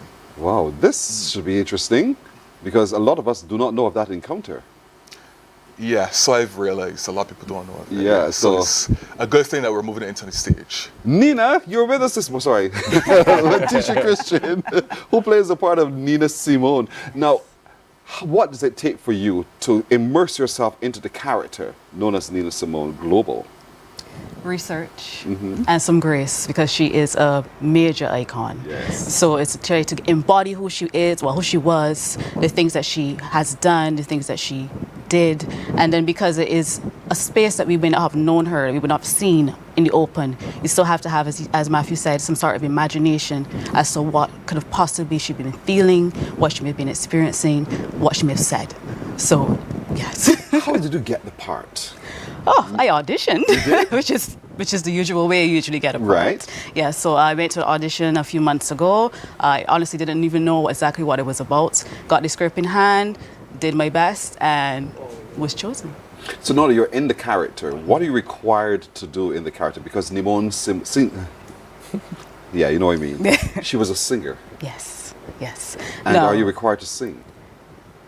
Yes, but I don't want to spoil what is happening. No, you could say. So, say. Thank you. Consult my director. So yes, there is some singing within the play itself. I will do my best to embody her. To be honest, she, like I said, was amazing. She was a sassy woman. She was also a fighter for cultural and for rights as well. And so, no doubt, having to put yourself in her space, in her time, and looking at the things that she battled against, how did it unroot you? It made you look at yourself as an individual, and then to look back at your ancestors and see what they would have been through, what they would have fought for, what they believe in. So then you put yourself there and you try to understand, these may not be in Barbados, but at the same time, there are fights that were happening there that were also happening here for Black people. So to actually embody all of that, it takes some time and it takes some opening of yourself to really get into the deep understanding of why those things would have happened then. I'm doing this way because I want people to know the character. We'll get to the forts on the hill in just a moment. And so, Andrew Pilgrim, Pilly, Mr. Macaroni Pie himself, he's here, and you're playing the part of the right excellent Errol Walton Barrow, Barbados' first Prime Minister. Is this the first time you've ever played him? It's the first time I've ever played him in a play. I think I've read little pieces of speeches before, but it's a real challenge to try to get into a character who we know as a politician. And now really this is a kind of private life setting. But because Matthew's writing is so, I don't know how to say other than brilliant, he allows you to traverse the politician, also the private man, also the man that is a chef. So you get to see a whole different side, and I think that's going to be one of the special parts of the play. I mean, that's who you are. Well, in a way, I know my cooking is kind of famous, at least regionally. Precisely, at least regionally. And so you were the perfect pick for this as well. Did you also have to audition? I did have to audition, and I don't have the look. So I think that I'm flattered by the fact that I was chosen because I don't look like Errol Barrow, as we know. So it's different obviously colors to begin with. Exactly. So the challenge for me is to bring across something of him, the essence of Errol Walton Barrow, without looking like him.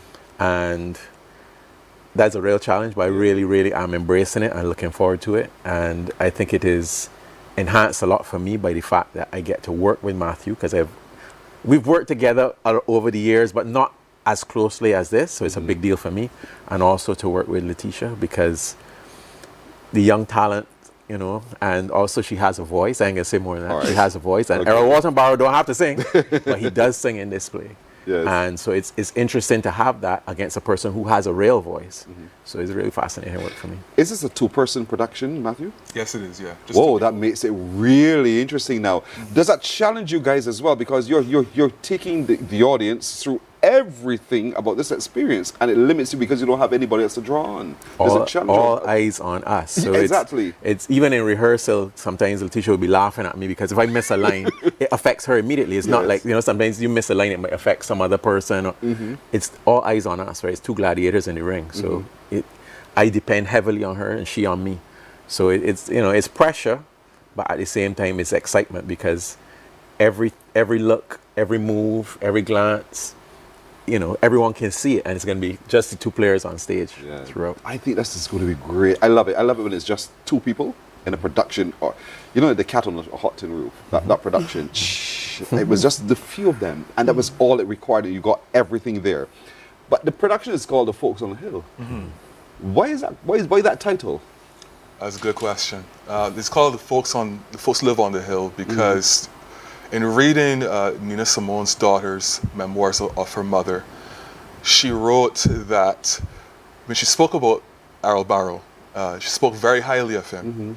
And there was a song that he used to sing to her that was their song. and it was Peggy Lee's The Folks Who Live on the Hill. Right, and I think it matches so well with the actual story, because when Nina Simone came to Barbados to consider living here, she lived in Sam Loris Castle, and she lived in a cottage, and there was always that dream, that want to be with someone with her there, living on that hill, right, and just having that love and that intimacy there. So I think the song and the title just link so well with it. And the fact, as you mentioned, it's just the two of them. So then they just become the two folks. Yeah. You know what I mean? If you actually hear the song, by the way, when Mr. Barrow passed away, there is a recording that people can check on YouTube of her dedicating that same song while singing it to Errol Barrow. Right, so the song is just more. The title is just more than the title. It's right there. It's right there. There's so much to link to it. So it was. I didn't have to think about what the title would be. That is the title. Yeah. Right. The backdrop. Is it their place in a dining room, a living room? It's a cottage. So it's quaint in some way. I mean, this is what period is this set in, by the way? The 1970s, early 1970s. Okay. So the Barbados we know now is not the Barbados it was then. So you had the village concept, you had all of those kinds of things happening, and perhaps just a little bit of the wooden cottage, I suppose. So that's the general setting? That's the general setting. It's a very, as you said, very quaint. So there's the living room. There's a small little kitchenette in the back and a veranda. Right, there. Somebody's asking me here, what's the name of the song? The song is The Folks Who Live on the Hill. So the song and the play carry the same name. thing. Correct. We clear now, folks? All right, good. So it's set in that kind of quaint setting, relatively dimmed lighting of sort, because it's an intimate meeting between two adults. That's part of the challenge, actually, Pearson, because we're going to be doing it at Combemere on Monday the 25th, right, at 7:30? 7 o'clock. 7 o'clock. But Combemere, as you know, is a big stage. Yes. But I think the director wants that intimate feeling, two people in a living room, Errol in the kitchen cooking. You know, they want some of that intimacy, that smallness. And part of the challenge will be to produce that in Combemere, big stage, big auditorium. Yeah. But, you know, we work in Carifesta and we all have to get spaces and work spaces. So that's what we got, and we're running with that. But I think you're powerful enough to be able to rivet us to that small space on that big stage nonetheless. We will draw you in. And so it's on the 25th, starting at what time again? 7? 7, but I would advise people to get there for 6:30. Yeah, the earlier the better. It's free. It's free. It is? It's free. It costs you nothing. It's free. I was just so going to say, come out. folks, it costs. First come, first serve. Really? Yes, it is. It's a Monday night, Pearson. It's a Monday night. It's a Monday one. Oh, shoot. I have something to do that Monday night. Cancel it. I wish I could. It's work related. You can. They'll be fine. Oh, really? I'll talk to management. Well, you do your thing. You have the power to do that kind of thing indeed. The information is on your screen. Take a look, folks. We're looking at Jazz Memories, Ram, Mr. Barrow, and Miss Simone. Things unspoken perhaps will be shown, if they're not spoken indeed, featuring Letitia and Andrew indeed. And this is going to be, I think, a history-making moment for a lot of people, because I did not know that moment occurred. Everybody, they're Googling now. Google. Did not know that moment occurred. So it's giving me pause to think, was he married? Then? This is 19. Do your research and come on out. Really gotta do my research. What is going on? Or come to the play better yet to find that answer. You know, what's the man? It really reshapes his images in some kind of way as well. But that's history for us. Yes. History is told, and as time reveals, more history is told. And so this time is now the time to learn a whole lot more. The folks on the hill, that's what you need to come to. Folks who live on the hill. Out there still. The folks who live on the hill, those are the people we need to come see on the 25th. We want you to fill the auditorium. Again, this is theatre. And because it's Carifesta, there are lots of theatrical productions happening, but this is one not to be missed on the 25th indeed at 7 o'clock. Get there early, find your best spot. You're not going to, obviously because you'll see the set already on stage, you'll know the best angles you want to have. But find your best spot and really see some really good intimate memories shared between Nina Simone and the right excellent Errol Walton Barrow, just Errol Barrow at the time. And so we want to see how that plays out. Just the two of them, the folks who live on the hill. This is going to be magic made on screen and on stage indeed. This will be, I think, an interesting production for television as well. Matthew. No, that sounds like an offer. Definitely had a conversation. We definitely had that conversation during rehearsal because we listen to your lawyer here. We've been rehearsing at Andrew's parents' house. Okay. Which was definitely setting is exactly what I saw in my brain. Big, right? Right. So small. So when we were rehearsing, I saw everything. So I was like, I can make this into a nice film if I wanted to. So I think that's probably the next progressive step afterwards. I'm looking forward to that. I'm really looking forward to that, indeed. And so folks are as well. Remember, Google, check to know a little bit more, get some background information. Immerse yourself in the background so that when you come, you're informed. And your information drives your experience in this production. The folks who live on the hill is on the 25th, beginning at 7, the Combermere School Hall Auditorium, that's where it's going to be, but you need to get there very, very early. It's totally free. So don't fight at the door. Just come in. You're catching the bus. You push to get the best seat.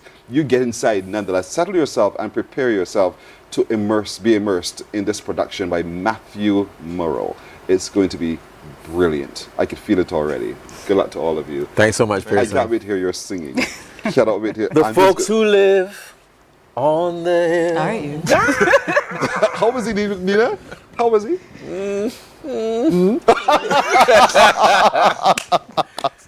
Big up Renell Headley, our stage manager. Big up everybody helping this to happen, and give thanks for Carifesta. Last time I was in Carifesta, or rather my first time in Carifesta was 1981. So happy to be back again. Wonderful. That's good to have you back indeed. Folks, that's it. We're taking a break here. We're back in a moment. This song is dedicated to the memory of my dear friend, the Prime Minister of Barbados, Mr. Earl Barrow.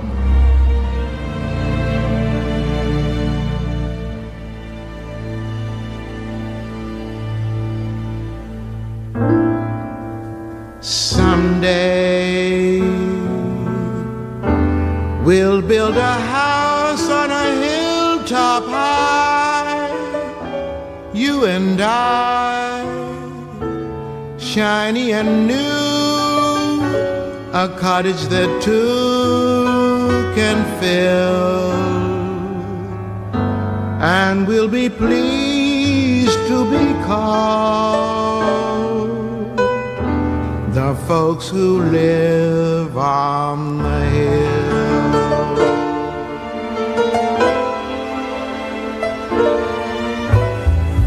Someday we may be adding a thing or two, a wing or two. We will make Morning, morning, morning. Good morning. Good morning to you. Some ask, what makes Barbados so special? We at Mornin Barbados say it's you, our exceptional youth. You are talented, resilient, and inspirational. You are the epitome of the Barbadian spirit, testing the boundaries of your creativity. If you are an entrepreneur, artist, baker, designer, author, or have done anything you think should be highlighted, email us at morninbarbados@cbc.bb.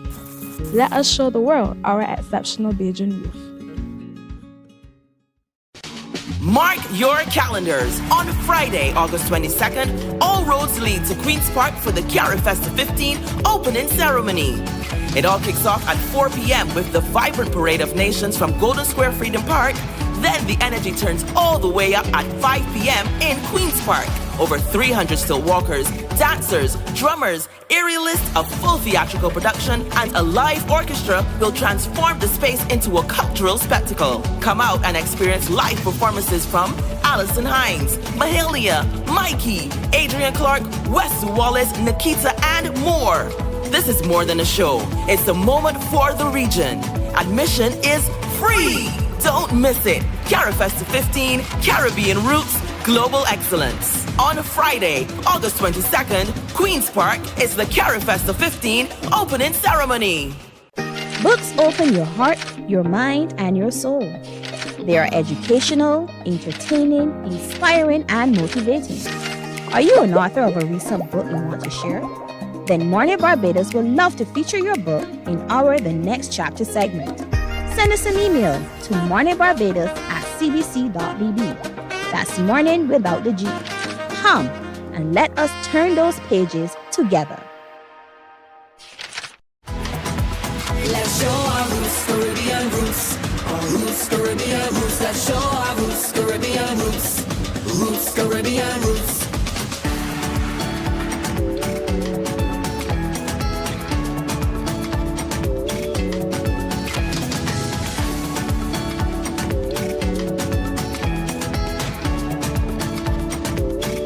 Carifesta, Barbados. Morning, morning. Good morning.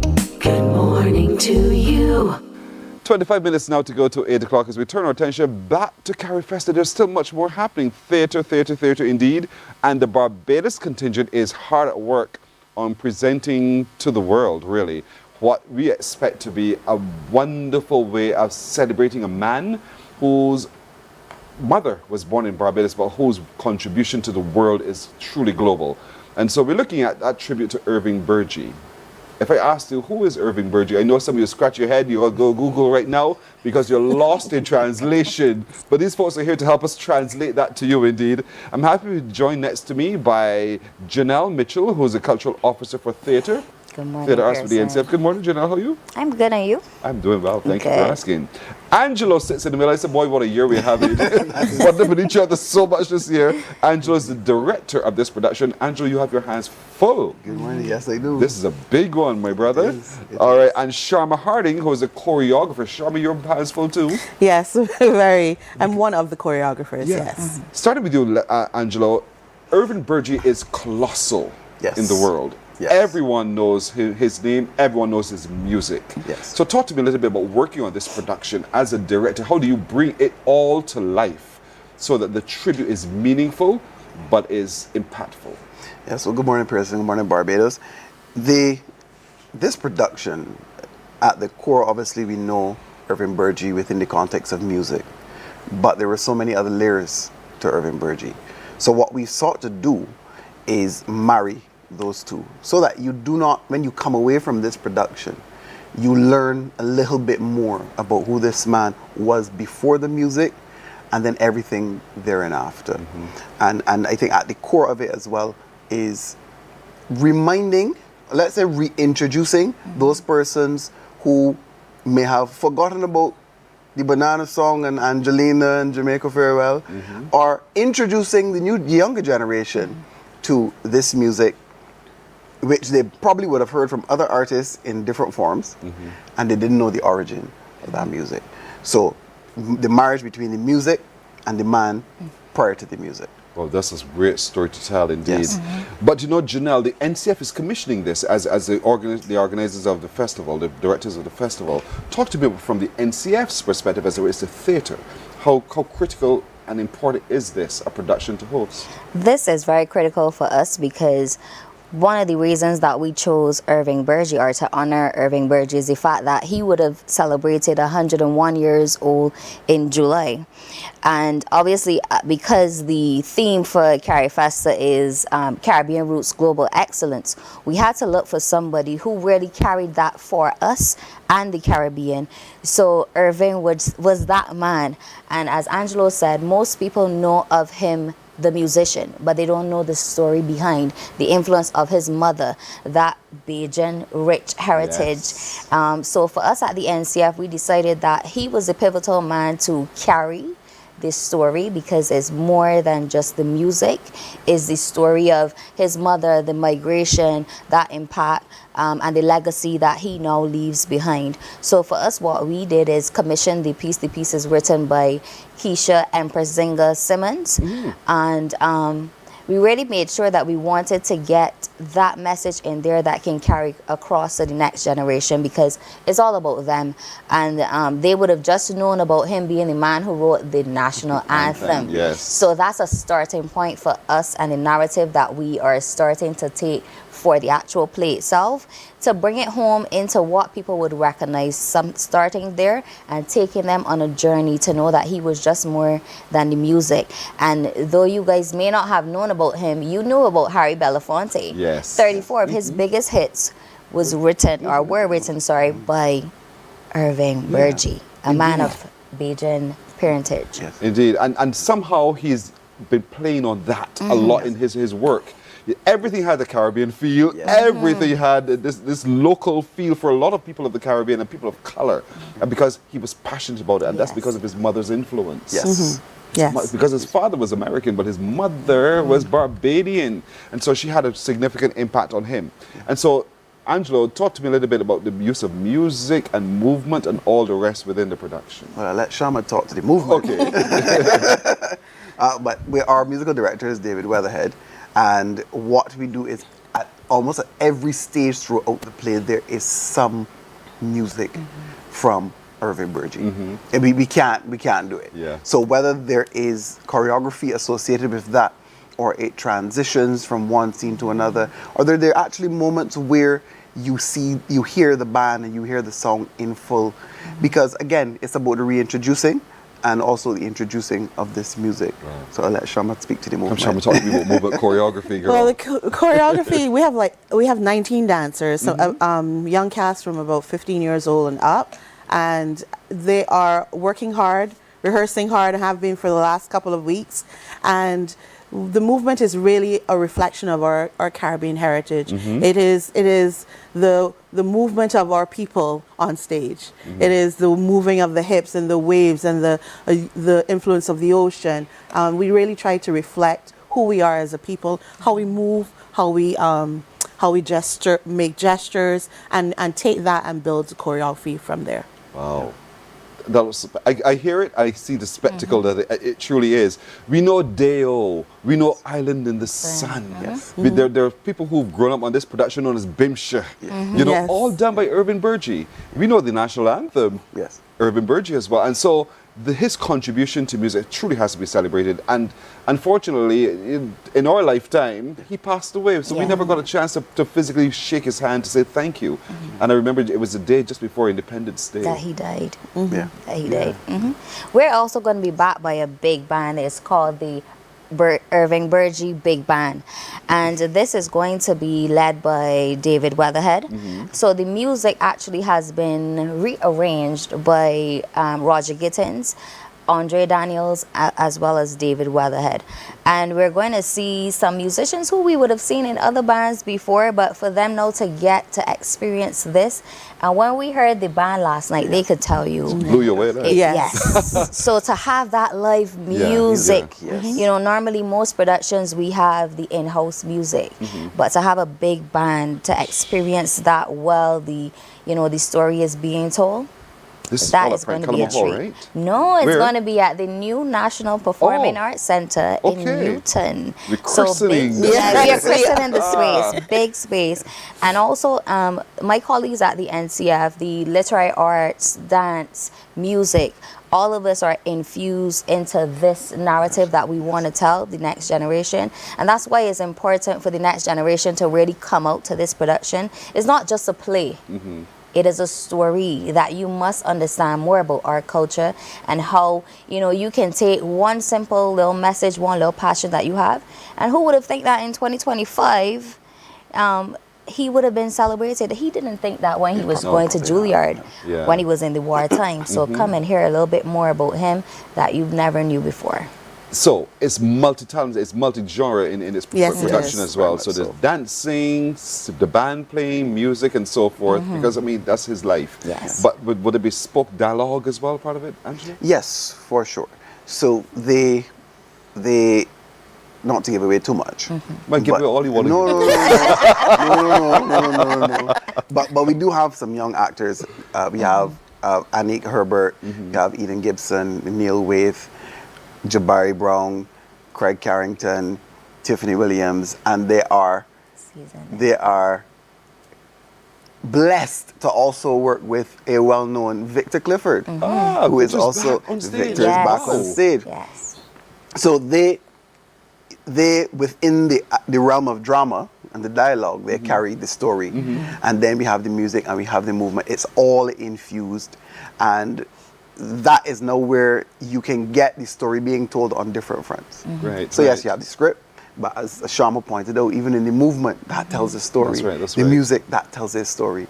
So it is going to be a beautiful production. Ooh, I can feel it already. It's exciting. Yes, It's it's very. And That's the one that everyone remembers. Everybody loves that one. Yes. You know, Islands in the Street, but I mean, Islands in, Islands in the Sun. Yes. Father, forgive me. But you know what I'm saying. But that's and it's happening in the brand new National Performing Arts Center in Newton. Yeah, boy, and that'll be ready in time, right? Let's hope they're working.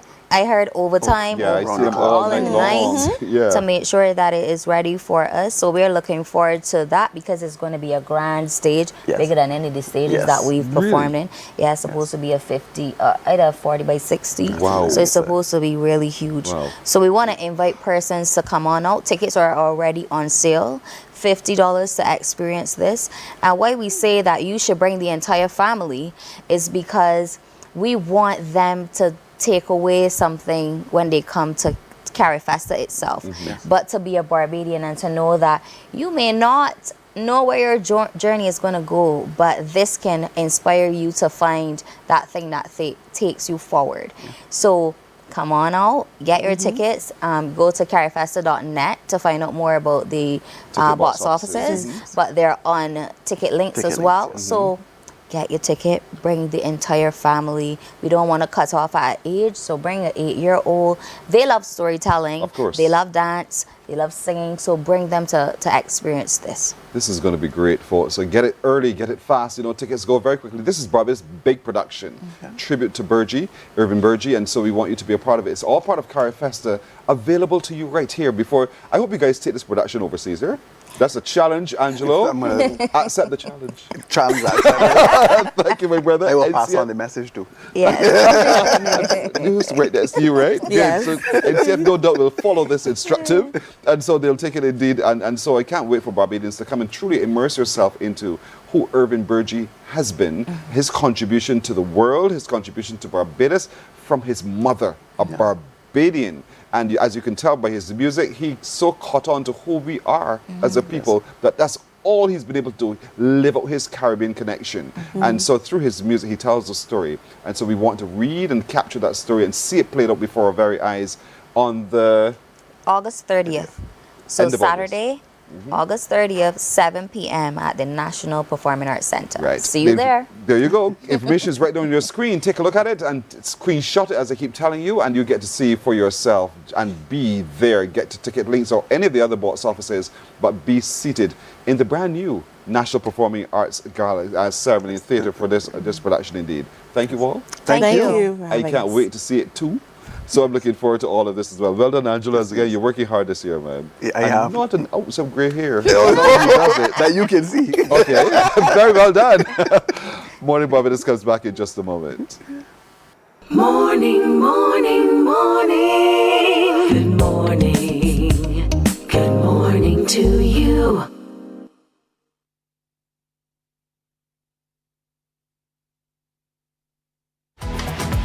Let's show our roots, Caribbean roots. Our roots, Caribbean roots. Let's show our roots, Caribbean roots. Roots, Caribbean roots.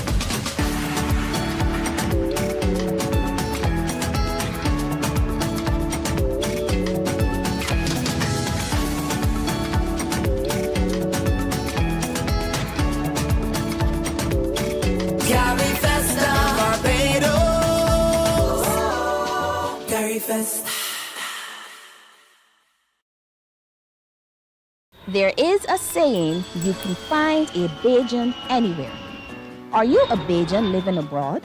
Or do you know of one who has migrated to another country? Well, we at Mornin Barbados would love to have you or them on our Bajan Afar segment.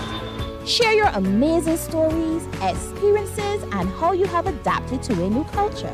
Send send us an email to morninbarbados@cbc.vb. And together we will travel the world.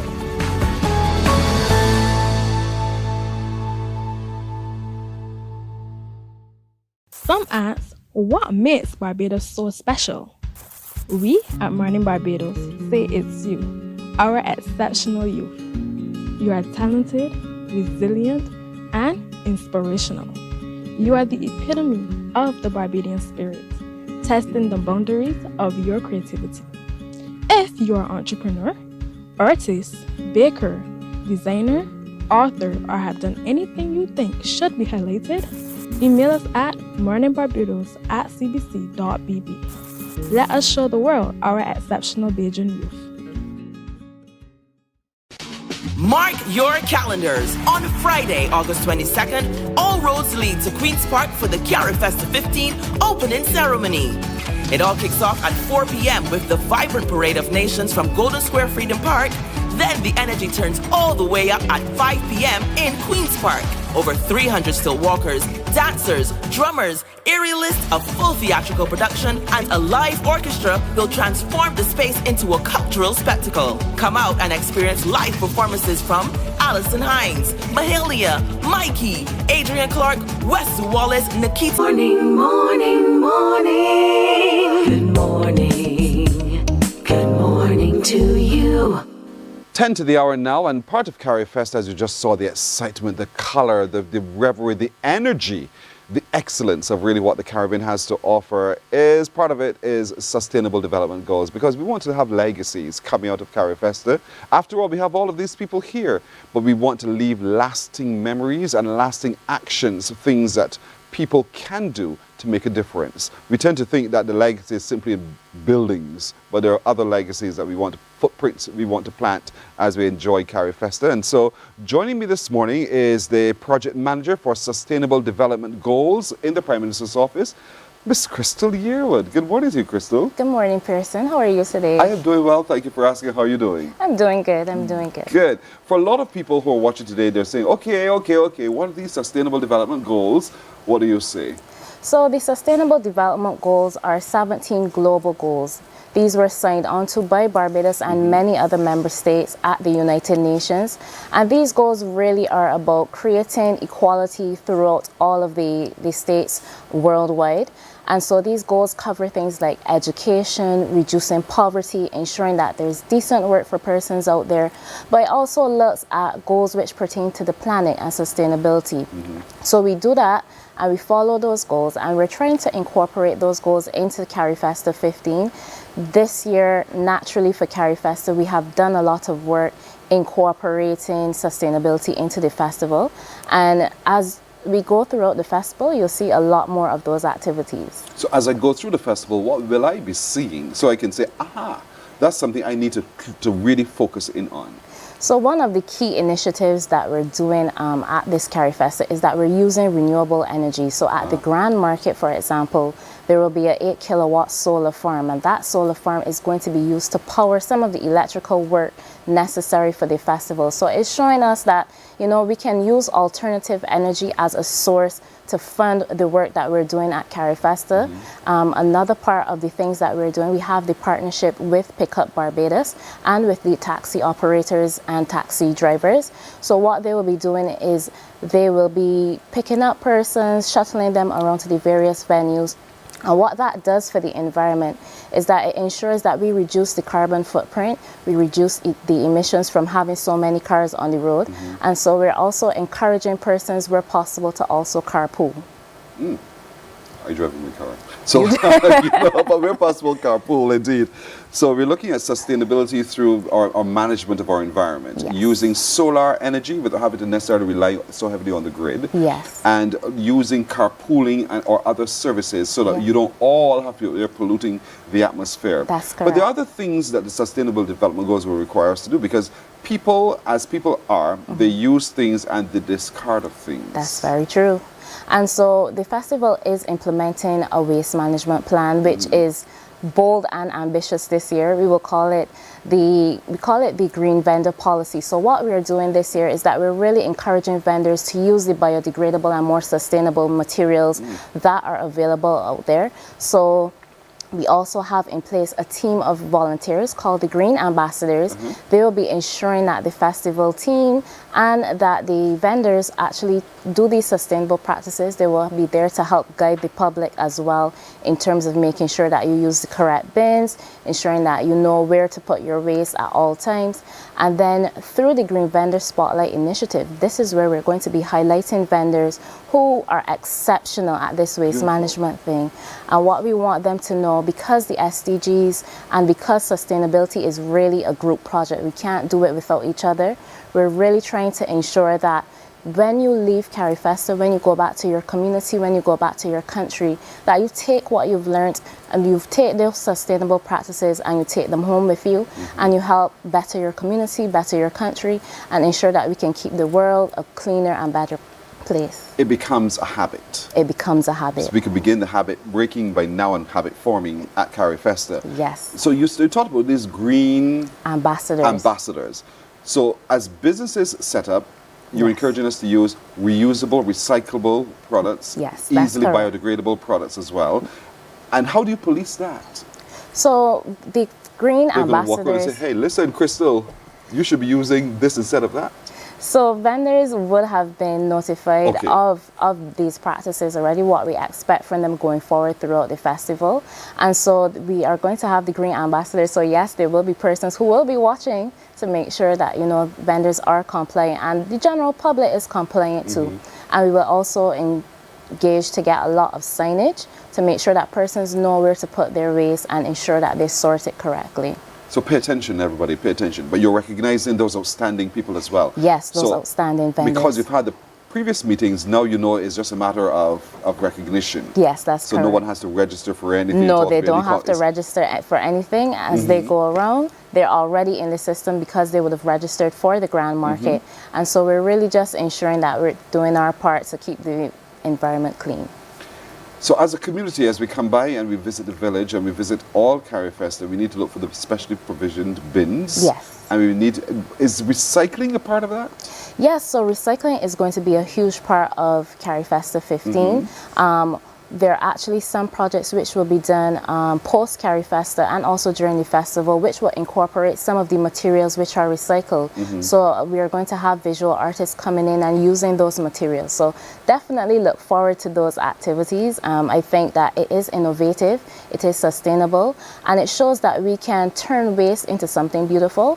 And I think that's a great opportunity for us here to highlight throughout the festival. And you're so right on that score indeed. And so we want folks, as you go to the village, as you go to the different performing arts centers around the island, don't just throw things away. Look for the bins. Look for the bins and separate your waste if it's possible to do so. But use those requisite recyclables, recycle spaces and receptacles indeed to dispose of your garbage. But also, where possible, pool. Avoid the emissions that you let off in the atmosphere. So Pick Up Barbados is one of the things, the different private taxi operators as well. That's so pool where possible. It's a relatively small island and many people want to be out and about indeed, so pooling is an option that you might want to seriously consider because it reduces the carbon emissions as well. Solar energy is what we'll be engaging with in the Carifesta village and other spaces as well. So when you see that, understand what that means and see how you can incorporate it into your business or into your own private property as well, because we're moving away from fossil fuel. That is correct. Also throughout the festival, we're going to ensure that for the large part, we use a lot of energy efficient lighting, which then again cuts down on the amount we have to require from the grid. So it's really helpful. So everything is sustainable. We're all trying to reach those sustainable goals indeed. And so the green ambassadors will be out and about watching you. Not to punish you, but to guide you hand in hand to making the changes that we want to see sustained as we go forward. And while we have our fun, remember, we have to be responsible while we're doing so. And this gives the Barbados an opportunity again to show the world we are leaders in sustainability. That is correct. And For Barbados, we have been leading by example for a very long time. We've seen that through our national energy policy. We've seen that through our commitment even to the Control of Disposable Plastics Act and other policy measures such as the Roof to Reef program, the HOPE project. All of these things is how we've led by example. Other things include things like the Bridgetown Initiative, where we're fighting on the front lines and asking for greater climate equity and climate finance going forward. And so we really do lead by example here in Barbados, and naturally, given that we've input so much into national policies and programs, it's only natural we pass that on to the festivals as well. Indeed. Yeah. So, Caribbean, as you come, prepare to learn from Barbados indeed. We love you to also adopt our sustainability efforts as well. So, this is going to be quite a festival. You're looking forward to this? I am. This is actually my first Carifesta, so I'm really looking forward to it. Anything in particular you want to go to? So I really want to go to the Grand Market. I really want to see all the artisans display their crafts. I really want to go to the Youth Village as well. There's a Youth Village at Carifesta. Yes. And that's at the community college. So we're asking persons to really come and support the Youth Village. That runs from the Monday to the Wednesday next week. So we want persons to come out there. And they're also practicing sustainability. They will be. And there will be a sustainable technology zone there. So it will be really interesting to come and see. Couldn't say it better. Crystal, thanks. I really hope that your green ambassadors really help us to stay in check. I'm looking forward to Barbadians complying, and a lot of people who are attending the festival complying as well. I really hope so too, and I look forward to seeing all of you and there too. Indeed, so Carifesta 15 on Barbados. That's it for today. We want to thank you so much for joining us this morning. I want to wish you a beautiful today. My crew joins me wishing you the best that it could possibly be. If it be the will of the Lord, we'll see you tomorrow. Bye-bye. Wake up, wake up, wake up, wake up. Barbados, get up. Good morning.